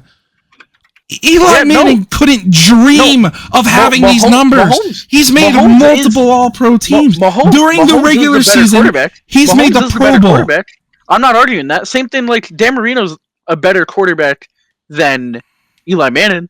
But if they're worthy of making it into the Hall of Fame, So does this motherfucker. No, that's not. Yes. Because he doesn't. Eli Manning has never been a top 5 quarterback, and to me, you can't be a Hall of Famer if you've never been a top 5 quarterback. So I'm sorry, Larry Fitzgerald you going in the Hall of can't. Fame? Because he's a top 5 receiver all time. No, he's not. Yes, he is. No, he's not. Yes, he is. Who's better? Me. Randy Moss, True. Jerry Randy Rice, Moss. Terrell Jerry Owens, Rice. No. Calvin Johnson. Terrell Owens, No. yes. Don't even. Calvin, yes. I'll give you Calvin. Yes. Terrell Owens, I'm not giving you. Yes. Terrell No. Owens No. is top 4, and he's not 4. He's not 5. Or he's not 5. He's not top 5. Terrell Owens is not top 5. You're crazy. Randy Moss. Yes. Number 1 is ask Jerry me, Rice. if you ask Number me, 2 Mike is Randy Evans. Moss. Number 3 is Larry Fitzgerald. Mike Number Evans. 4 is who's the other guy you said? Fuck, I forgot his Evans. name. I already forgot. I said Moss, Calvin Rice, Johnson? Calvin Johnson, Calvin Johnson's 4. And Marvin Harrison, Senior. he's not better than I don't think he's better than Fitzgerald. He is. I don't think so. It's okay if you don't think so. I'm just saying he is. Well, I'm just saying he's not. You said Rice. I'm Terrell taking Owens. I'm taking Mike Irvin over Larry. No! Way! I'm taking DeAndre Hopkins over Larry Fitzgerald. No taking way! D-Hop. I'm You taking guys are Tay idiots. Adams. You guys are idiots. Tay Adams. Idiots! Listeners, I'm sorry you have to hear this take. These guys' stupid takes. Chris okay? Carter. You did not. I will get up and leave. You said Chris Carter. And Tyreek Hill. All right. That's where I draw the line. Either way, he's top 10 in your list. Can we all agree? Larry Fitzgerald's a top 10. Yeah. Oh yeah. Sure, Yeah. yes, Yeah. Eli yes, Manning's yes. not a top 10 quarterback. He's just not. That's debatable. It's not really, though. It's debatable. Brady, Mahomes, Peyton Manning, Marino, Rodgers, Breeze. All right, hold up. Rodgers is not top 10. He is 1,000% No, he's top not. 10. No, he's Fuck not. off with No, this. I'll give you my top 10. Okay. I will give you my top 10 right now. Brady, Manning, Okay. Breeze, Montana, Favre. Montana, that's another one. Favre. Favre. Did I say Marino? Nope. No. Marino. Did you said Brady and Mahomes, right? Yep. You said Mahomes. Allen. Josh Allen. Josh Allen, yeah. Not yet. No, not yet. I'd say Lamar Stafford. is, though. Lamar. Stafford is the other one I was looking for. Yep. Lamar. Stafford, Lamar. all time, no. Yeah, you cannot put Stafford all time in top 10 and not put Lamar. You're crazy. Oh, you're crazy. No, you're You crazy. are Crazy. What? Other than running, what does Lamar do better than Matt Stafford? A lot. Have a better Okay, organization by most of his career? other than Lamar come on. Jackson's best ability as a quarterback, what he's two-time MVP, should have been back. 3. What are we talking Running back. about? Remember when he had running back allegations? Yeah, but remember when he beat those and won an MVP? Yeah, but okay, maybe at the end of his career, maybe Elway, maybe which is 9, maybe I at don't- the end of his career, I'll give you Lamar, but there is not You in any can't put universe, Elway. not in any universe, is Lamar in the same conversation as Matthew fucking Stafford. Yes, he is. Yes, he No is. universe. No. This one we're living in. No. You live in fantasy. yeah. I live in reality. I And live in reality. You live he in does not fuck ass belong fantasy. with- How He about does Johnny Unitas? Sure, fuck it. Helps my argument. for the time he played. In the Actually, 50s? no, that actually helps my. Actually, that helps my case, Josh, with Eli Manning, because we want to talk about Kurt Warner and the time he played, and then Dan Marino. Kurt Warner's the time top he 10 played. too. Kurt Warner's another top 10. He's By the not way. better than Eli Manning. Yes, he is. No, he's not. Yes, he Is he is. better? You're crazy. No, he's not. No, he's not. Eli Manning has never been a top 5 quarterback. Kurt Warner has been a number 1 quarterback multiple times. Fate of the universe on the line, death being pointed at Earth. I'm taking Kurt Warner. The fuck are you talking about? Eli Manning got that dog in him for real. Okay. Didn't Eli Manning take Kurt Warner's job? I don't think he did. Yeah, No, I don't think he did. No, I'm gonna trust Mark. No, Kurt Warner was there, and he got replaced. Okay, didn't he immediately go to the Super Bowl after with the Cardinals? What are we talking about? Didn't he immediately go to the Super Bowl right after? And then he lost to Pittsburgh. He did, but he made the Super Bowl with the Cardinals. Did Eli lose to Pittsburgh? No, he beat. Did Eli make the Super Bowl with the Cardinals? No, yeah, but Eli beat the 15-1 Packers. All right, and then what did he do after that? Then went on to beat. What did he do after that? A elite defense in San Francisco, and then went on to beat fucking Tom Brady. And then what did he do? Never made it back. 4 years later, won another ring. What did Kurt do after 4 years? After he won his first Super Bowl, after he won his first Super Bowl, he had another fucking phenomenal year. Lost in the playoffs, came back, made another Super Bowl, lost to Tom Brady, came back, still one of the most dominant players. Fell off a little bit, then went to the Cardinals and made a Super Bowl. Eli Manning never lost to Tom Brady. Okay, but what has Eli Manning done after? Okay, Eli Manning won his second ring. What does he do afterwards? He lives out the rest of his career he does what? Throwing touchdowns, throwing interceptions. You mean being absolutely mid? He's out there making absolutely horrible. Eli Manning made every player on the field look good. Okay, he was mid. Winston. Eli Manning was Jameis Winston without the personality. Eli and Jameis Winston not a Hall of Famer. What are we talking about? The ring. If Jameis Winston had 2 rings, he would still not be a Hall of Famer. Eli Manning has better stats than some of the quarterbacks. Okay, yes, but he was. It doesn't. Therefore, he should make stats are. That's a shitty argument, though. No, it's not. Yes, it is because stats aren't the only thing that matters. Yeah, but the only thing that's your argument is he was never top 5 in the league. He wasn't. He never has an all. Okay. He never has an all. He played in an era where there were a lot of good quarterbacks: Tom Brady, Peyton Manning, Aaron Rodgers, fucking Phillip Rivers, Drew Brees. No, Aaron Rodgers isn't really a fair comparison. Aaron Rodgers is overrated. He played in an era where there were a lot of good quarterbacks. So to not be top 5... Aaron Rodgers and good quarterback in the same sentence is diabolical. Stop, Josh. My fault, Josh, but like history says he's good. I don't like the guy. History's wrong for once. Literally. But he played in an era where there was a lot of good quarterbacks. Dan Marino. Name 5 other quarterbacks that could compare to Dan Marino in the time that he played. None. Literally none. Way. Brett Favre, maybe. John Elway. Yeah. No. Yeah. Fuck you, Brett Favre, John Elway. Yeah. So no shit, he's gonna be top 5 when he only had 2 other quarterbacks to compete against. He wasn't just top 5 though. He was number 1. So. Next on the schedule is the Bill Belichick carousel. Hold on, no, we're not finished with the Hall of Fame yet. Yeah, we are, bro. No, we're not. Bill Belichick. We have to talk about Bill Belichick. All right. Yeah, we could make that short. Everything I said. We could make that short and sweet. There's not much to say on Bill. What I will say, we all mutually agree he should be in it. This is the biggest snub of all time. Absolutely. It's comical. That's, what more do you have to do? Just like the Pro Bowl, if this is going to be a consistent thing, it's going to floor the Hall of Fame. Exactly. Yeah.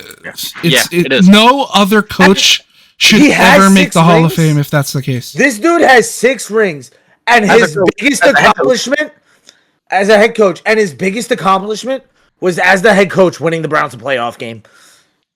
Maybe you're probably right about that. And he has 2 more Super Bowls on top of that as a DC for the Giants. Again, if there's any, there's no Super Bowls as a coach. If Bill Belichick isn't a first ballot Hall of Famer, then no other head coach ever should be a first ballot Hall of Famer. I'm sorry, they just shouldn't. I get there were scandals. Fuck all that. 6 rings. No, it's because some of the voters didn't like him personally, and they refused to vote him. Fuck personally. That's stupid. Yeah, it should be overridden. Again, I think horrible. I think the player should have a vote in it. and you know, Well, maybe to not. be fair, I'm assuming the NFL didn't realize there was incompetence in the voting system. Well, now they realize. And Yeah, they're yeah, gonna address it. Everyone, Absolutely. once it got announced, everyone posted like, "Yeah, this is dumb." Yeah, I mean, if it causes an investigation in your voting staff, that just tells you he should be in the Hall of Fame. I just, how is that not a Hall of Fame resume? It should be unanimous. There's nobody on this list that we've talked about that deserves it more than Bill Belichick. I'm sorry, there's just not. Drew Brees. No. Okay. Bill Belichick has 6 rings. Like 8. What is the DC with the Giants? And he won the Browns a playoff game. Exactly. All right, but on to the next topic. As Josh was saying, we're gonna Coach quickly. Carousel. You guys love taking my job, don't you? Yeah, we do. All right. Well, we're gonna touch on this quickly before the Super Bowl. Let's start with Todd Monken being hired as the Cleveland Browns are going to go 0-17. I'm telling you. I don't think Todd Monken's going to be that bad. He's going to be horrible. That defense is not that bad. I just don't think it's a backwards move. Why would they do that? It makes no sense. It doesn't make sense. It makes no sense. Didn't the Ravens want Todd Monken fired the entire year? It feels like everywhere he's been, they wanted him fired. I want him fired now.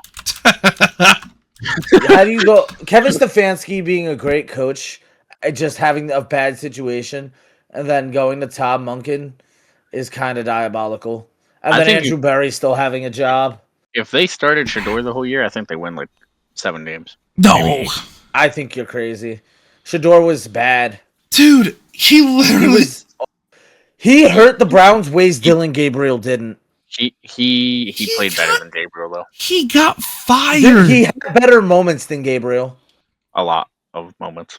But he also had... but he was... His highs were higher than Gabriel, but his lows were lower than Gabriel. You were talking about... Dylan Gabriel was just stagnant, and he... Literally, punts. You were Pro Bowler Gabriel thing. Shador Sanders. The Browns had 2 Pro Bowl quarterbacks. So did the Bengals, by the way. They also approached Justin Fields for the Pro Bowl. So that should tell you everything you need to know about this is why I did not bring up Pro Bowls when I was talking about okay, well, in all fairness, they used to be decent back then. Bring the Pro Bowl modern day Pro Bowls. Dude, where they would Justin Fields was the worst quarterback in the league this year, and he almost made a Pro Bowl? When Sean Taylor would smoke quarterbacks for trying to run upfield. It was a punter. No, it was a punter. It was a punter. But yeah, I know what you mean. No, he hit everybody. I mean, he hit everyone, but are you talking about that Pro Bowl hit? That was a punter. One of them. He had a couple. It was a punter. But Todd Monken got fucking fired. The fuck? What?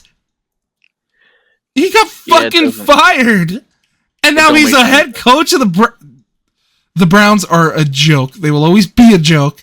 And the only Julius time they were a joke was in the movie Draft Day. Even then, that movie sucked because they fucking got fleeced. The trade they made in that movie was horrible. Yeah, but he got the first round picks back. Insane, by the way, that happened. That would never happen ever. But anyways, on to the next hire.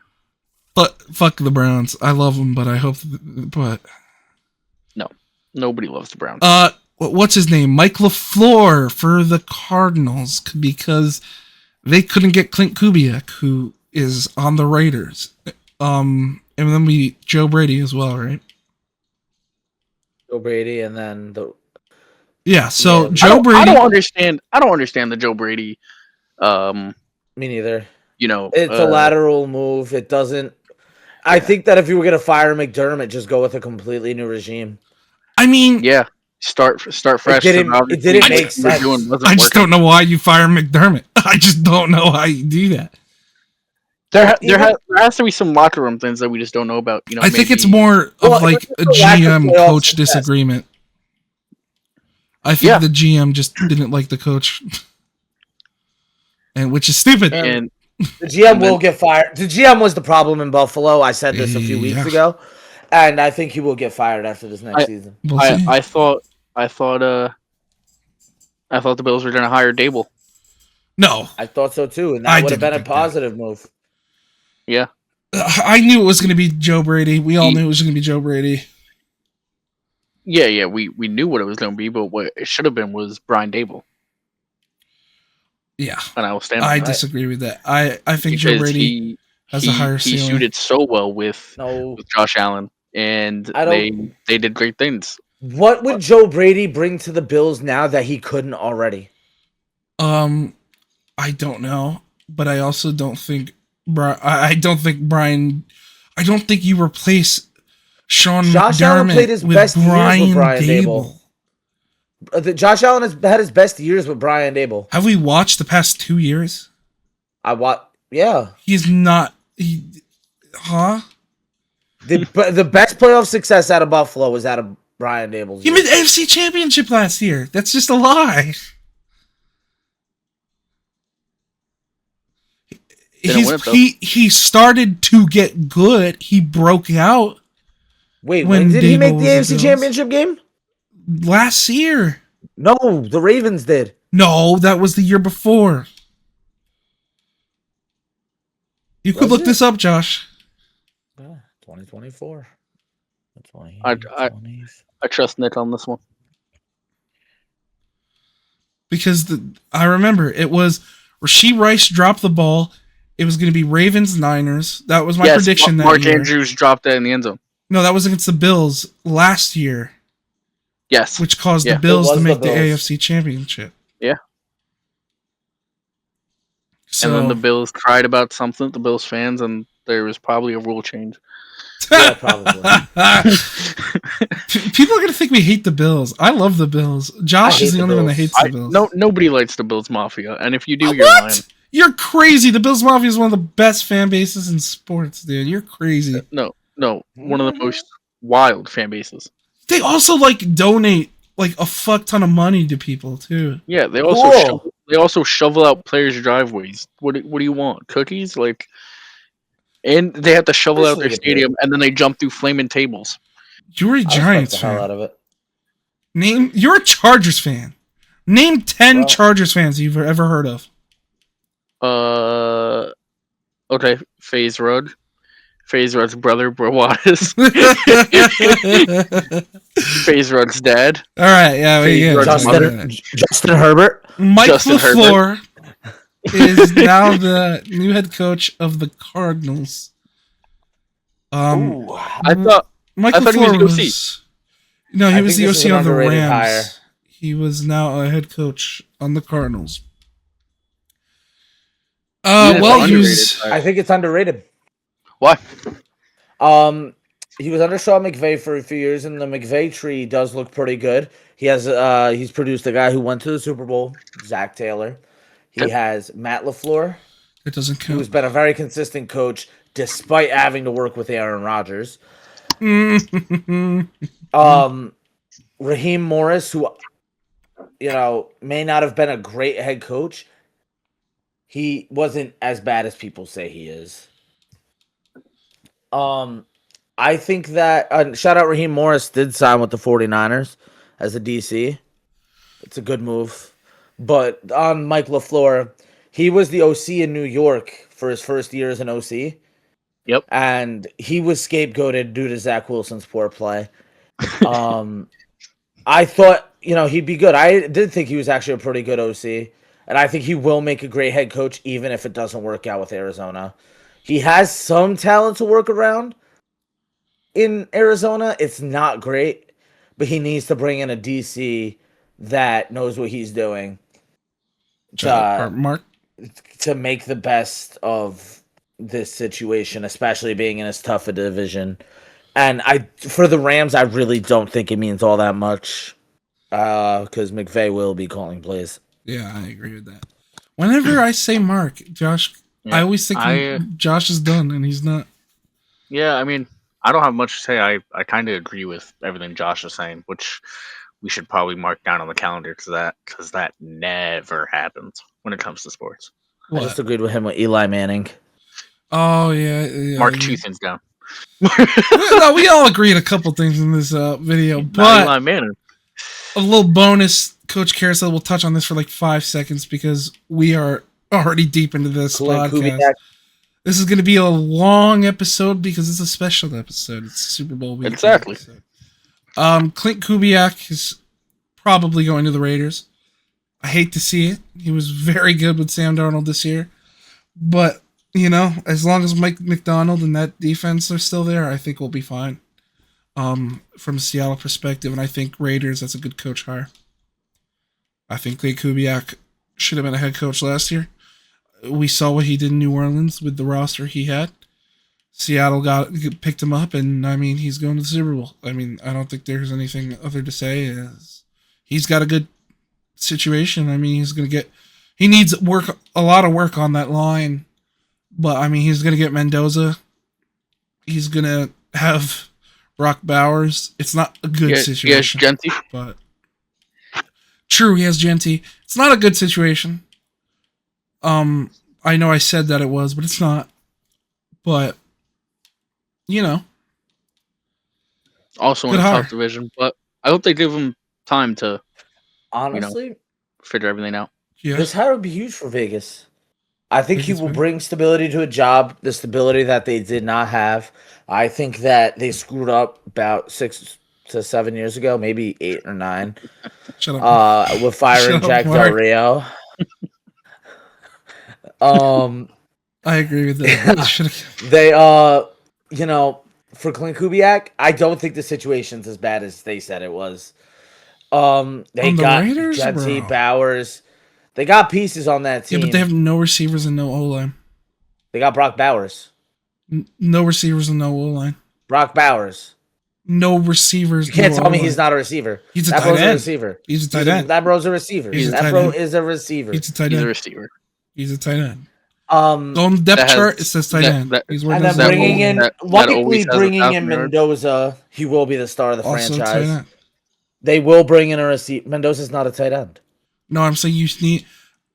The team has so many needs though, on offense and defense. That's what I'm saying. Right. They need to give him a couple It's years. a rough team. It's not like Kubiak's gonna have 1 year to prove himself. I don't know, but is he? He should have like 5 or 6 I mean, years. he's No, the coaches get Raiders 3 owner. years. Yeah, but Just like quarterbacks. the Raiders Coaches get haven't 3 been years. doing that. They fired they fired Pete Carroll after 1 year. They fired Yeah, Antonio Pete Carroll Pierce after was 1 not year. the future. Antonio Pierce, they fired after a second year.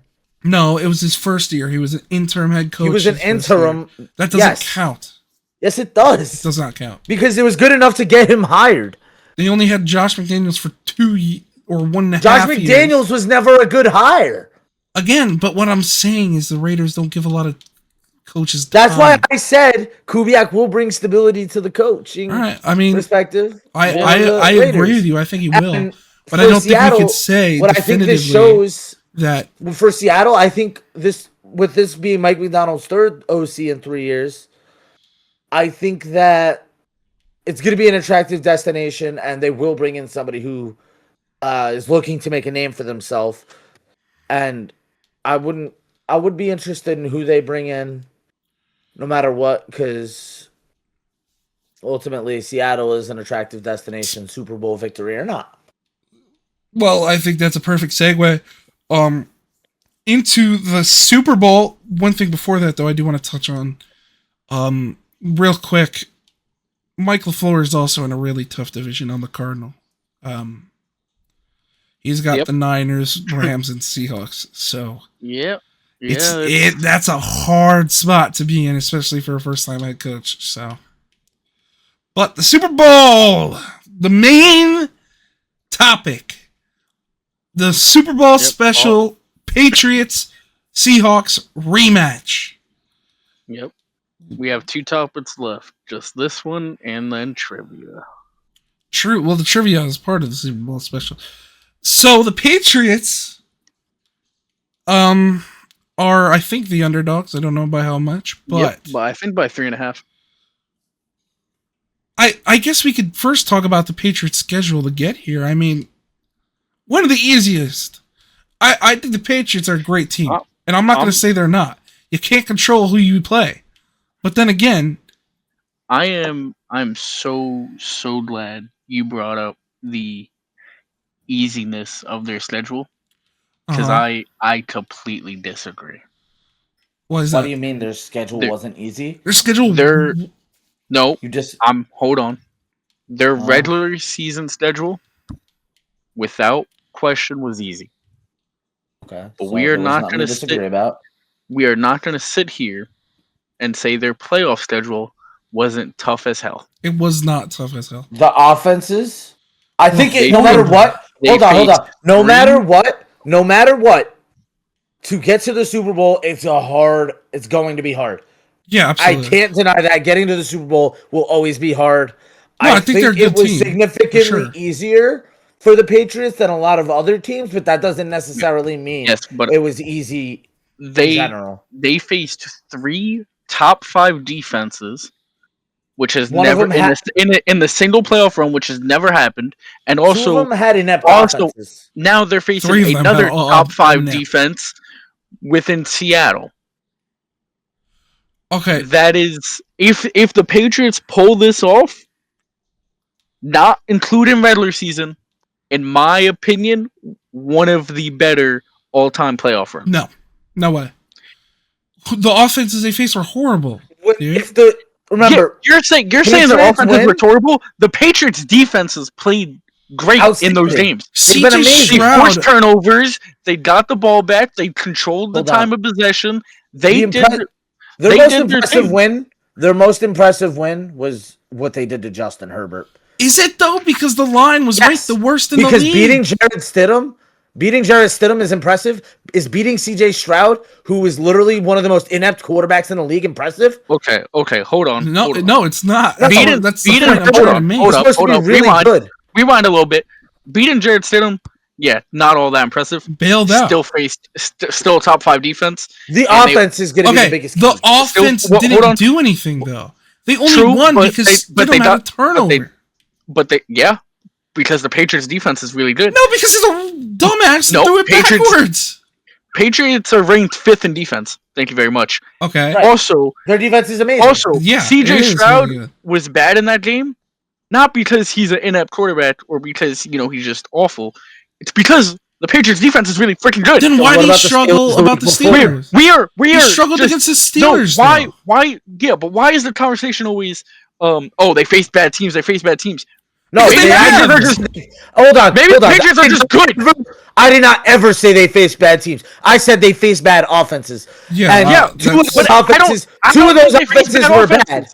No, Two of those Three of them were offenses bad. Three of them No, were bad. The offense. No. They played The bad. Chargers offense Okay, is not hold bad. on. The Patriots Did- defense played good. Did any of us really sit there We and got to say start crediting the the goddamn Chargers Patriots are going to defense. win a playoff game with how banged up their offensive line was?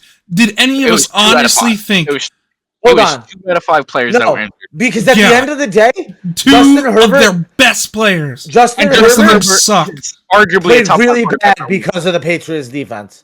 Thank you. Again, I'm not saying Same thing with the- CJ Stroud. No. Hold on, CJ hold Stroud on. played bad The- because he's not that smart. I think CJ played bad. That is throwing the because ball he when had a you're bad getting game. sacked. The decision. He had bad game after bad game for 2 years. Davis Mills should have came in at halftime. All right, He that's laid a, it. that's a that's a The different Patriots conversation. defense has caused multiple turnovers in each game.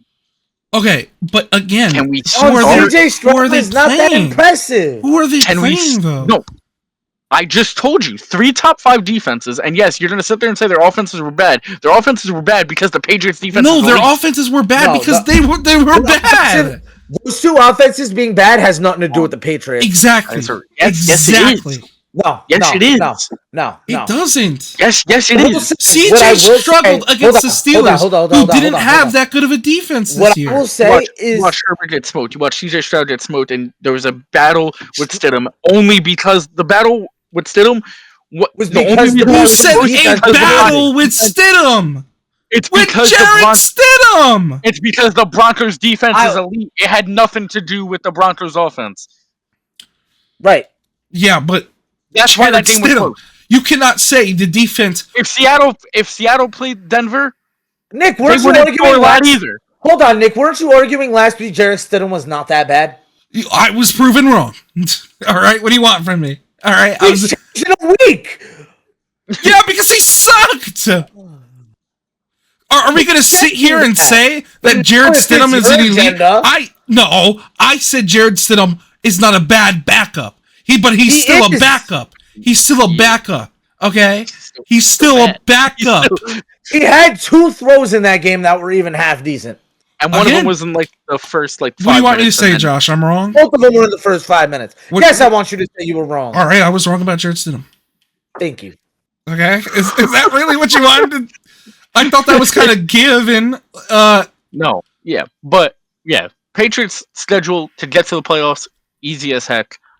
I will stand on 20 toes, even though I only have 10. So wait, you said it was easy? You said it was easy. It's still impressive in its own right. You said it was easy, yes. Mark. You said it was easy. Credit where it's due. I said the regular season was easy. We all know it was easy. The playoff road was a lot harder than the Seahawks. Come on, dude. Hold on. The 49ers was easy. The Rams not. Okay. Okay, hold on. Can I address this? Because I'm the Seahawks fan. Hold on. The Rams were the hardest team that either of the 2 teams had to face. Absolutely. And not only that, I would like to address the Niners were the easiest, though. No, they were not. Yes, they were. They're Jared Stidham absolutely were. All right, and we Niners were the easiest. Okay, so you had the easiest and the toughest. We also were the number 1 seed. And why are we? Okay, yeah. Hold on. We were number 1 seed because of our regular season success, which you cannot say was easy. Our regular season was difficult as shit. Hold on. I'm a Seahawks fan. I need to address this.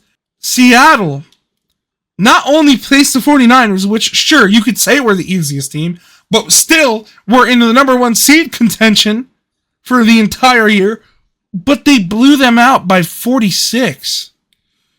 The Patriots won their games by 3 points, other than the Chargers game. And the Texans game. They won by 12.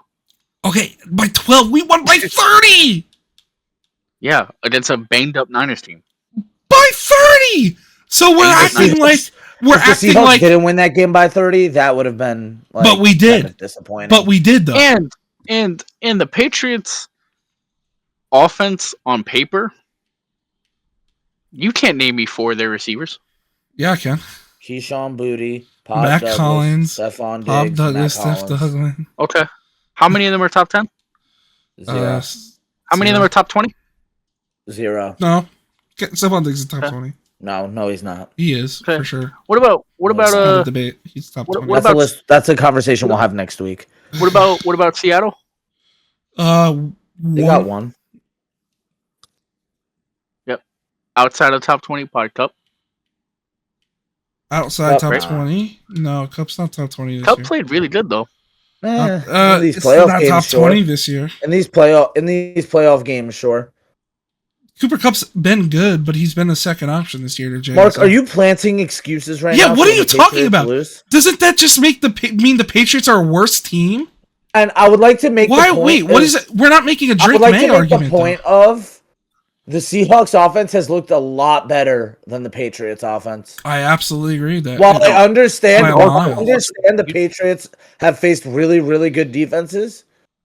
Top 5. The Seahawks have looked almost flawless. Literally. Yeah, that's going to change in the Super Bowl. But I don't know. No, the point I was making about the Patriots offense, okay? They won 14 games. Technically 17. Cupcake schedule. I guess. I mean, they only say that because again, I'm not hating on them for that. They had to face Buffalo twice. Again, I'm not saying I'm not going to hold that against the Patriots. You can't control who you play. But the Seahawks had to face the Rams 3 times. And May without having a single top 20 receiver was an MVP candidate. But this isn't a Drake May argument though. This is who had an easier thing. Yeah, but this that has nothing to do with anything. But this is going to transition into the Super Bowl. Okay. Into the actual game itself. If you're saying is Drake Mays a better quarterback than Sam Darnold, I agree with you. And I'm glad you agree. And I will always pick the better quarterback to win. Even though Jalen There's a Hurts beat Pat. I was about to say Jalen even Hurts won though- last year. Yeah, who played better? Me. You're right. But who had a better defense? Yeah. Me. Again, I Alright, always pick. Josh, you say me, you're a Jets fan. All right. Let me give my take about this Super Bowl. But I will always pick. I will always pick the better quarterback. I which will is always May. pick the elite defense. The only thing that scares me about this game is there's a very scary rookie on the Seahawks defense. Oh yeah, there is. Who Nick Emanuari. who is just like a magician. He just appears out of thin air, and Bro's the Taysom Hill of defense. He literally is. He plays the role of a linebacker and Yeah. a safety. That's why they're so and good. a nickel. And They- a nickel. he's well, like the thing is, he's like a better Jamal Adams. who could actually pass cover? It's That's why I genuinely said better.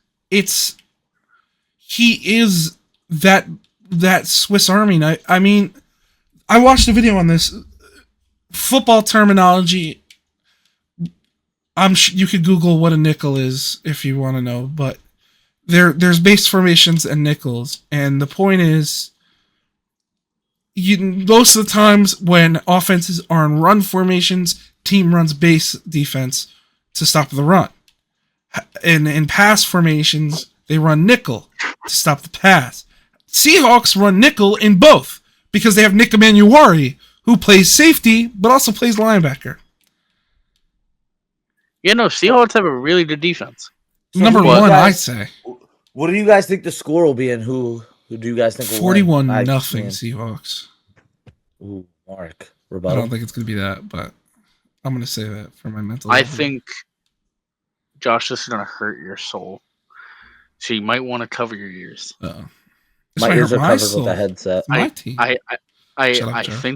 think Darnold shits the bed in the Super Bowl. I think they lose 27-13. No way. Now, who's your Super Bowl MVP? Matt Collins. What about you? No, I'm just, no, I'm just kidding. Quarterback's normally win the fucking MVP, so I'm going to go say Drake Drake not May entirely or Diggs has a really good game, and they Yeah. give it to Diggs. But with everything that goes around with Diggs outside of just playing football, Doubt it. they probably wouldn't give it to him. Yeah. Yeah, no, it's for Seattle. It's going to be So- Sam Darnold or JSN. I think. So I think have it's going to be like 36, 37 to 20, 37 to. I don't think it's going to be close. I really don't. I think Seattle all around is a better team. I think offensively, I mean, yeah, there's a chance that Sam Darnold shits the bed, but he just hasn't. And especially in these playoffs, he's been perfect. And, Like Eli Manning was those 2 years. yeah, he has been. And I see a world where, I cannot see Sam Darnold shitting the bed when he played as good as he did against the Rams. I got the Seahawks winning. Mm-hmm. Score I got them winning 24-13. very As close the to my Pats score. can't seem to just get that offense off the ground. And usually throughout the past Super Bowls, there's always been that one random surprise that comes out. And Matt Collins helmet catch. I think it's going to be AJ. I think it's going to be AJ Barner. Hope so. And I think K9 will also have a big workload. But I say it's going to be AJ Barner because the Pats generally throughout this season have struggled against the tight end. Yeah, but the Pats' run defense is really good. I don't think K9. You got it. Yeah, I don't think. I mean, regardless if it pops up or not, I think AJ Barner will have a touchdown or two, make some big plays. I feel like he always does, though. Okay. And I think the Seahawks pull this one out. Also, on a side note, but this is related to the Super Bowl. How do we feel about the halftime show? I love it, dude. I don't listen to Bad Bunny, but I mean, Bad Bunny. I think it's gonna be hype. I watched him Yeah. wrestle Damian Priest. Oh, I think it's yeah. gonna be awesome. Damian Priest is my dad. True. Yeah, he is his dad. It's That's not real. Insert. I'm using that Yep, picture canon. this week. I'm using that picture this week. canon. The picture of me Josh- and Damian Priest. No, Josh as Damian Priest. Oh, Even better. Even better. Yeah. Oh but man. yeah, I'm excited for Bad Bunny though. I think it's gonna be hype. I don't listen to his music, but I'm excited to be introduced to something new. I like the song Booker T. Is that a song But- you made? That's canon. I love that. but he did. This is his second halftime show, by the way. Oh yeah, no, he was with Shakira. He did the one with J-Lo and Shakira. you're right. You're right. I forgot That's my about that. dad's favorite halftime show. So, with that being said, Bad Bunny being awesome. We're here for trivia.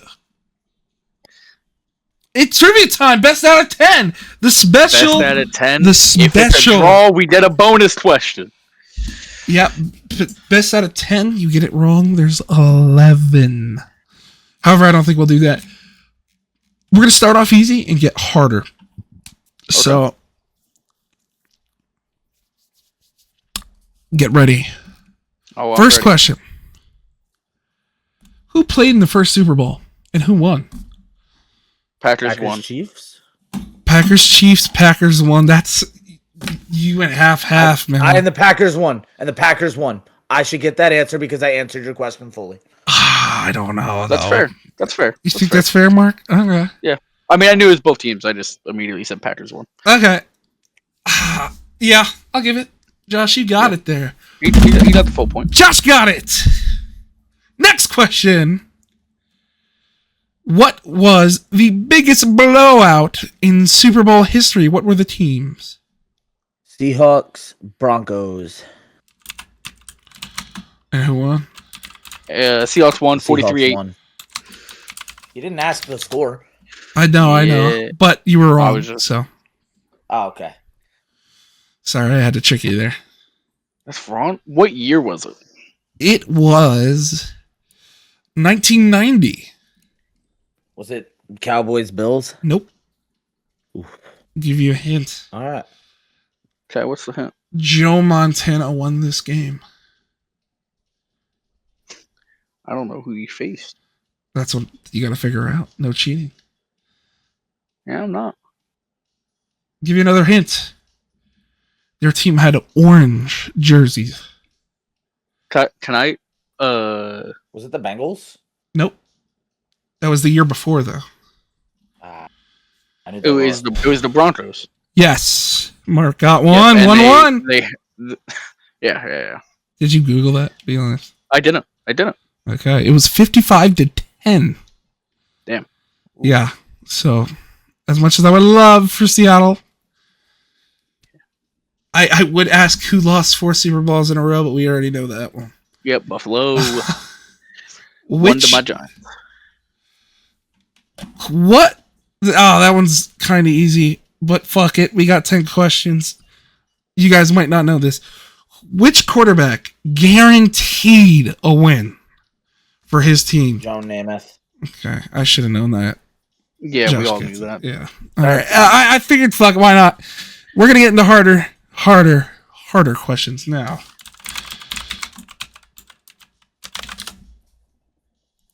We're going to get to much harder questions.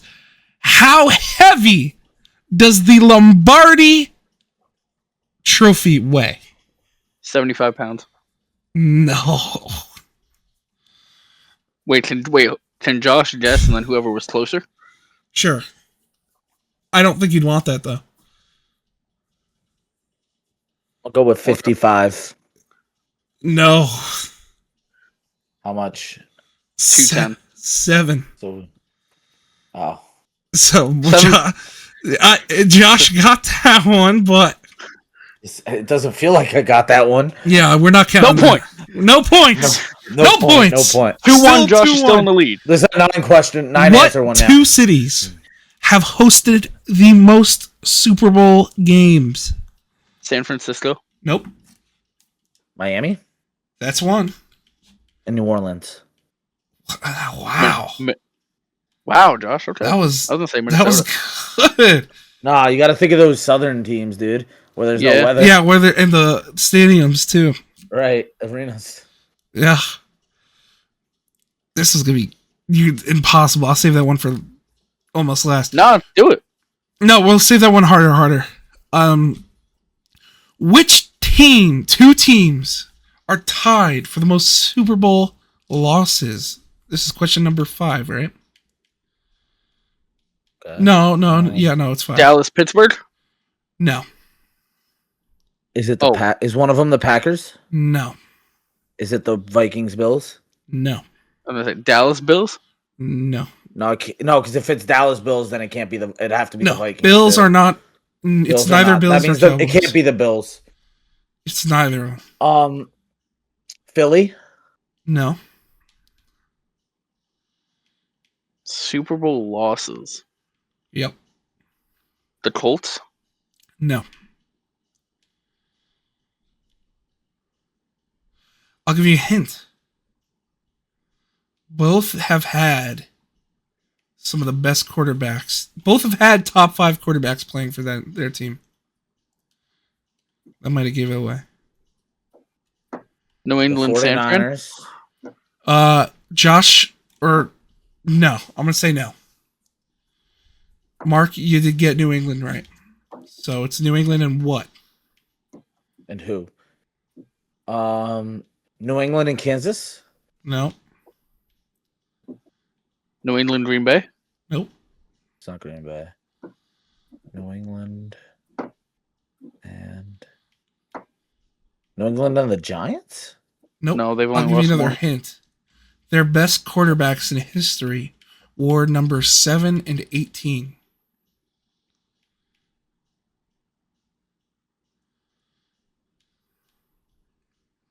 The Colts. New England and the Colts. Nope. Is it the Ravens? No.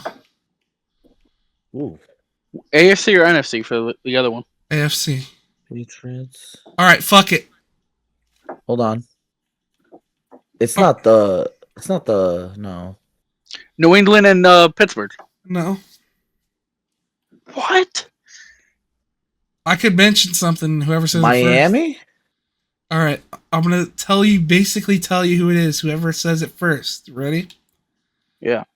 They lost this year to the New England Patriots in the AFC Championship game. Broncos. Mark got it. Broncos. It was the Denver Broncos. Wow. How many losses? Yeesh. 5. I didn't know they. Yeah, Broncos made it a lot back in the day and lost. Oh. Yeah, Okay. so 5. Damn, I was kind of hoping Buffalo made it this year. New England's about to take the cake, though. Yeah, if they lose this year. Yeah, they're not. What was the first ever team to win win the Super Bowl as a wild card for question number 6? The Jets. No. The Packers. No. The Chiefs. Baltimore Colts. No and no. Giants. No. They were the first Denver. team as a 6 seed. No.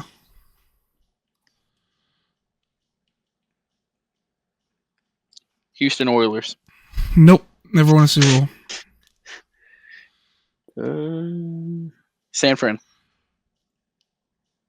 No. Come on. You offered me. That was wrong.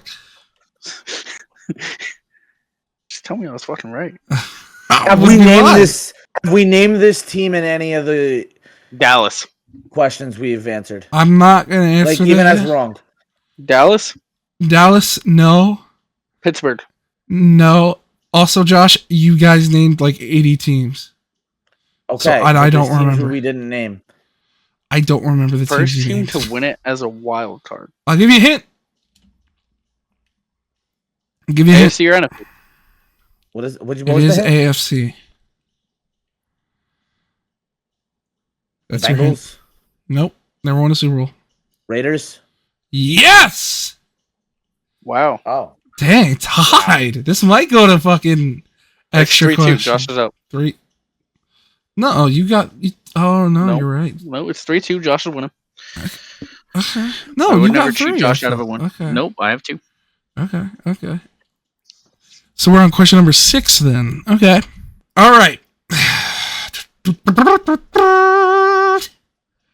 Who was the first team? Sorry, who was the second team? Because the first one we all know. Who was the second team Tom Brady beat in the Super Bowl to win his second ring? Panthers. That wasn't a good question, wasn't it? Jesus. No, Just okay, we're not counting that one. We're not giving counting that layups. one. We're not counting that one. We're not counting that one. No, it counts. Josh is up 4-2. I'm not counting that, dude. That's fucking layup, dude. Oh, Nope. This All is right. rigged. No, Josh gets the this point. is rigged. 4-2. It is rigged. It's my trivia show, and it's rigged. 3-2, buddy. No, you're gonna negate all right. my win Next if I come question. back. I'm not gonna get nothing. It's my game show, remember? Dude, I don't even feel like All trying. right. I'm gonna Who? Your 6th question of the game. 7. Who? Question. Shut the fuck up. Who won the Super Bowl MVP in Super Bowl XLVIII? Where Seattle Brown. Seahawks beat the Broncos. Who'd you say, Josh? Malcolm Brown. Nope. It was the Seahawks Broncos. Yes. Oh my god, I can't remember his name. I'm so friggin' Malcolm Smith. Yeah, you got it. There we go. 4-2, Brown Josh. was a One running more back. point. Josh, at least. I was gonna say Takes I it to knew it was a overtime. defender, and it wasn't one of the big 3 names. Yeah. All right. Who or what? Sorry, hold on. Let me think of a good I knew question. that was gonna be a question too. What? Who won that Super Bowl MVP? Yeah, absolutely. I was ready with that one. Who did John Elway win his first Super Bowl against? Was it no, he didn't face Buffalo. Buffalo lost to the NFC East.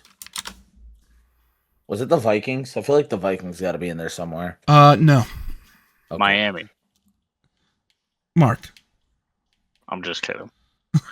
Were you?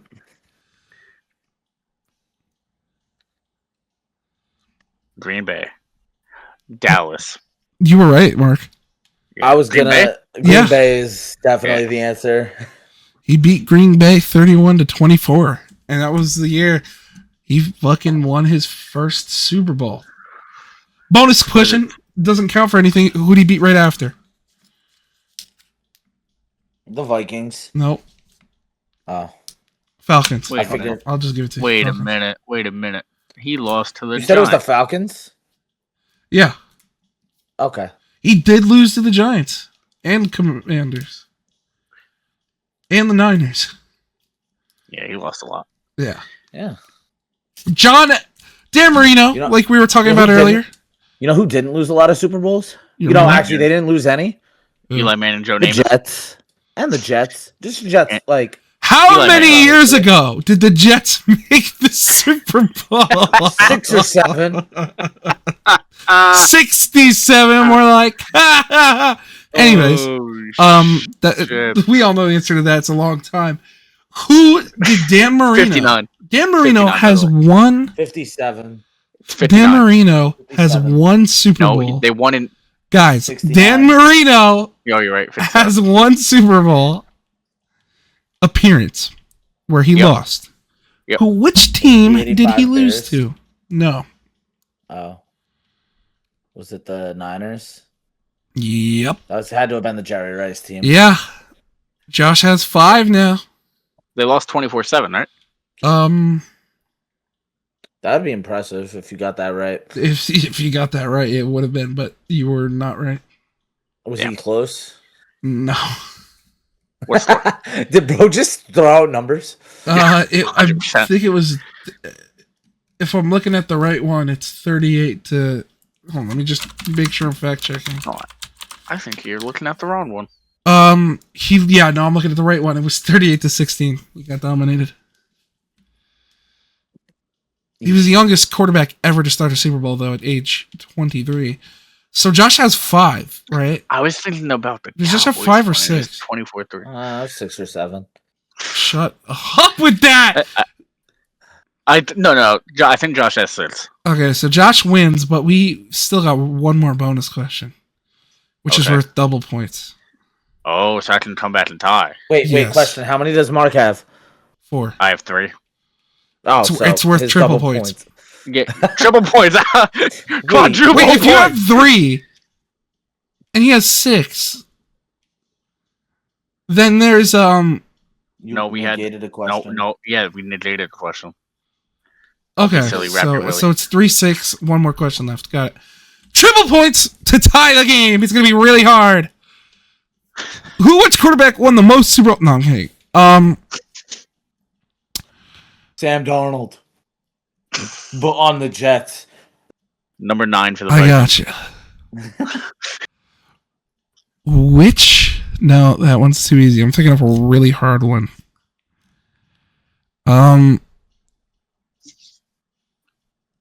Hold on.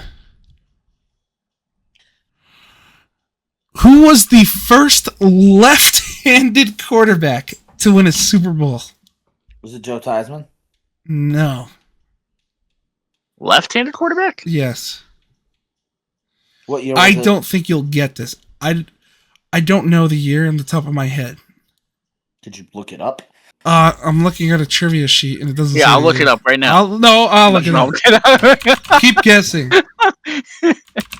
No, I need a time period. Yeah. 1977. Oh yeah, we're good. Johnny Unitas. No. Um, I'll give you another hint because I don't think you'll get this. His nickname was the Snake. Jake Roberts. No. Okay. All right. He was a Raider. Oh, John Madden. Rich Gannon Sr. Okay, no. It was Ken Stabler. Oh, I should have known that. Okay. Jim Harbaugh. Maybe. James Harbaugh. All right. This one's John easy. Harbaugh. Not really. I don't think you'll get I this thought that was still. the last question. Last question. What player holds the record for most career rushing yards in Super Bowl? Emmett Is Smith. it Cam Newton? Nope. And no. What? Didn't he say quarterback? No. Which player? Oh, I'm so sorry. I said quarterback, didn't I? Sorry. Is it What a player? player holds the record for most rushing yards in the Super Bowl? Is it Damian Williams? No. Super Bowl career-wise, not just one game. Oh, Super Bowl career-wise? Okay, so you just keep changing the question. Not. It's facts. I thought that He was does. implied. I didn't say a Super Bowl game. I said in Super Bowl. You're okay.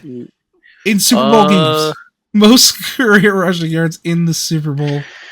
Period. All Super Bowls.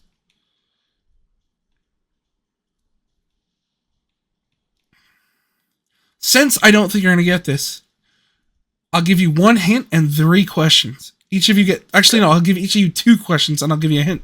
He was on a Okay. dynasty. Was that dynasty in the 90s? No. Was that dynasty in the 20th century? No. Okay. Is it James What? White? I said no. The 20th Ben century. Jarvis Wait, Green. oh no. You said 20th century. That's the 90s, right? Or the 1900s? The 1900s. Sorry, yes, it wasn't that. Sorry. Oh. Okay. I was thinking 2012.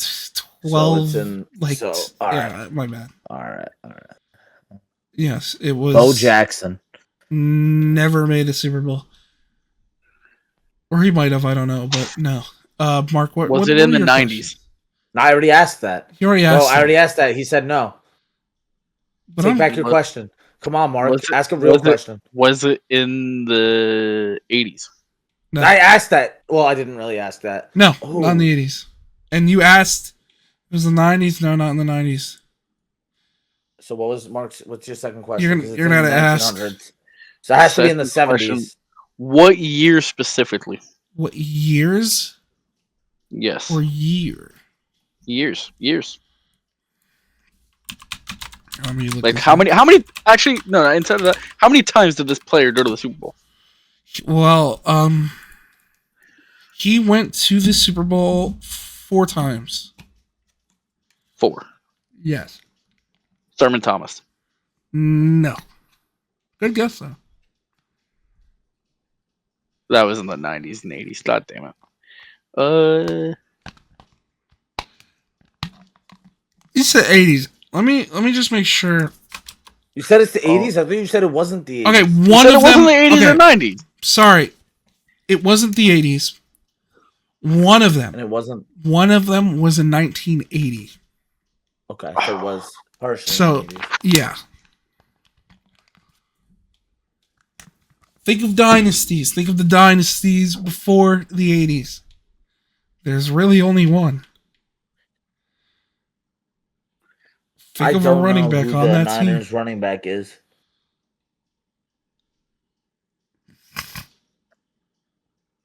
I don't know. Frank Gore. Nope. All right. I'll give you another hint because I'm sure you can get this. I got 2 hints. One of them should give it right away. Okay. The first one, he was on the Steelers. Oh. Okay, Simpson. Steelers dynasty. They won 4 Super Bowls in 6 years. I don't know their running back then. Right. You will. Oh my God. Jerome Bettis. No. What? 70s? Yeah. All right. That was like 2000s. All right. Here's this. The Immaculate Reception. If you can't guess the player, Kenneth Gainwell. bro, how are you able to do a sports podcast since you don't know this guy? You had to look it up. I know this player. Facts. If you said Immaculate Reception to me, I would know exactly who that was. You know this player. Yes. We know this player. You should. If you're a football Is he a fan. Hall of Famer? Yes. Is he a Hall of Famer? Yes. And he's a running back? Yep. The Fridge? The Fridge. What? Was that his nickname? The Fridge? Is he not a running back? I have no He is clue a if that's running his back. nickname. He is a running back. I'm pretty sure the Fridge is not his name. Wait, when you say the Immaculate Reception, is it the one where it bounces off the guy and then he catches it and runs it in for a touchdown? Yes. Fuck, was I know that the player, player? but I don't know the player. Who was that player? Do you at least remember the number? I'll take a number.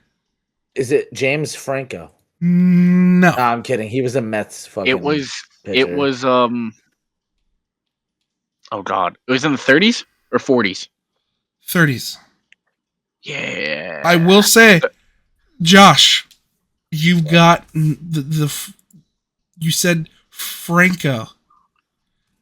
Franco Harris. That doesn't Yes. help. Yes. Ah, Franco Harris. God, how do you not know Franco Harris? We're doing a sports podcast. I'm No, not I gonna know him. remember that, dude. I did not think of I didn't know Yeah. I know the play, I didn't know the player. Yeah, he leads the Super Bowl stats in rushing yards, which means we get an artificial tiebreaker. No. What? No. It was triple points. It was triple points, Mark. Oh, okay. Oh, yeah. This is where I win it all, John. Yep. We're doing an artificial tiebreaker because I'm having a lot of fun and I want to torture you guys one more time. But record-wise, this does go to Josh. I don't know the record between you guys. Yeah, it's 2-2 now. 2-2 now. Okay. Yeah. Dude, this is But for the tiebreaker of who has to buy the drinks for the Super Bowl party we're gonna have. Ready? Okay. Nose goes. That'd be Nick. Fuck that. Fuck that. Who was the first black quarterback to win a Super Bowl? Matter of Josh fact, Ramirez. you're not gonna know that. His name was Doug Williams. What team did he I play would for? never have guessed that. Was it To win the Super Bowl, was it Baltimore. Washington? Josh, you got it? Josh has it looked up on his screen. No, I don't. I don't Well, believe you. that means All I that have is Mark, you Google gotta Docs. buy. All I gotta have buy is the Google beer, man. Docs, the 2-3-26 I already line, said and the nose goes. Steelers It's on 1980 Gabe. running back. It's on Gabe. That's I if said he nose even. goes. That if he. I don't even know if he's coming. It's all right. We'll run and buy some iced tea, some beer, twisted tea, whatever. When the editor sees this, it's on him. Yep. Pass it off. That's off the side. So the If he editor is not doesn't- going to see this if- because I'm not editing this part out. Yeah, but if he doesn't bring it up, then I know he's fake and he didn't listen to. Oh to yeah, our no, podcast. I'm not editing. This is all staying in, by the way. Listeners, you're hearing this But- too. But this All has been a long ass episode, and my PC Yep. storage. I hope you can't guys handle it. enjoyed the Super Bowl special and the heated debate. Eli Manning is a Hall of Famer. Nick agrees. I don't. It's confirmed. Literally agrees. If Sam You guys have Darnold anything to wins, say? sure. Thank you for your listen, and the season is over. No, it's not. Deuces. It's not So for the over. Jets.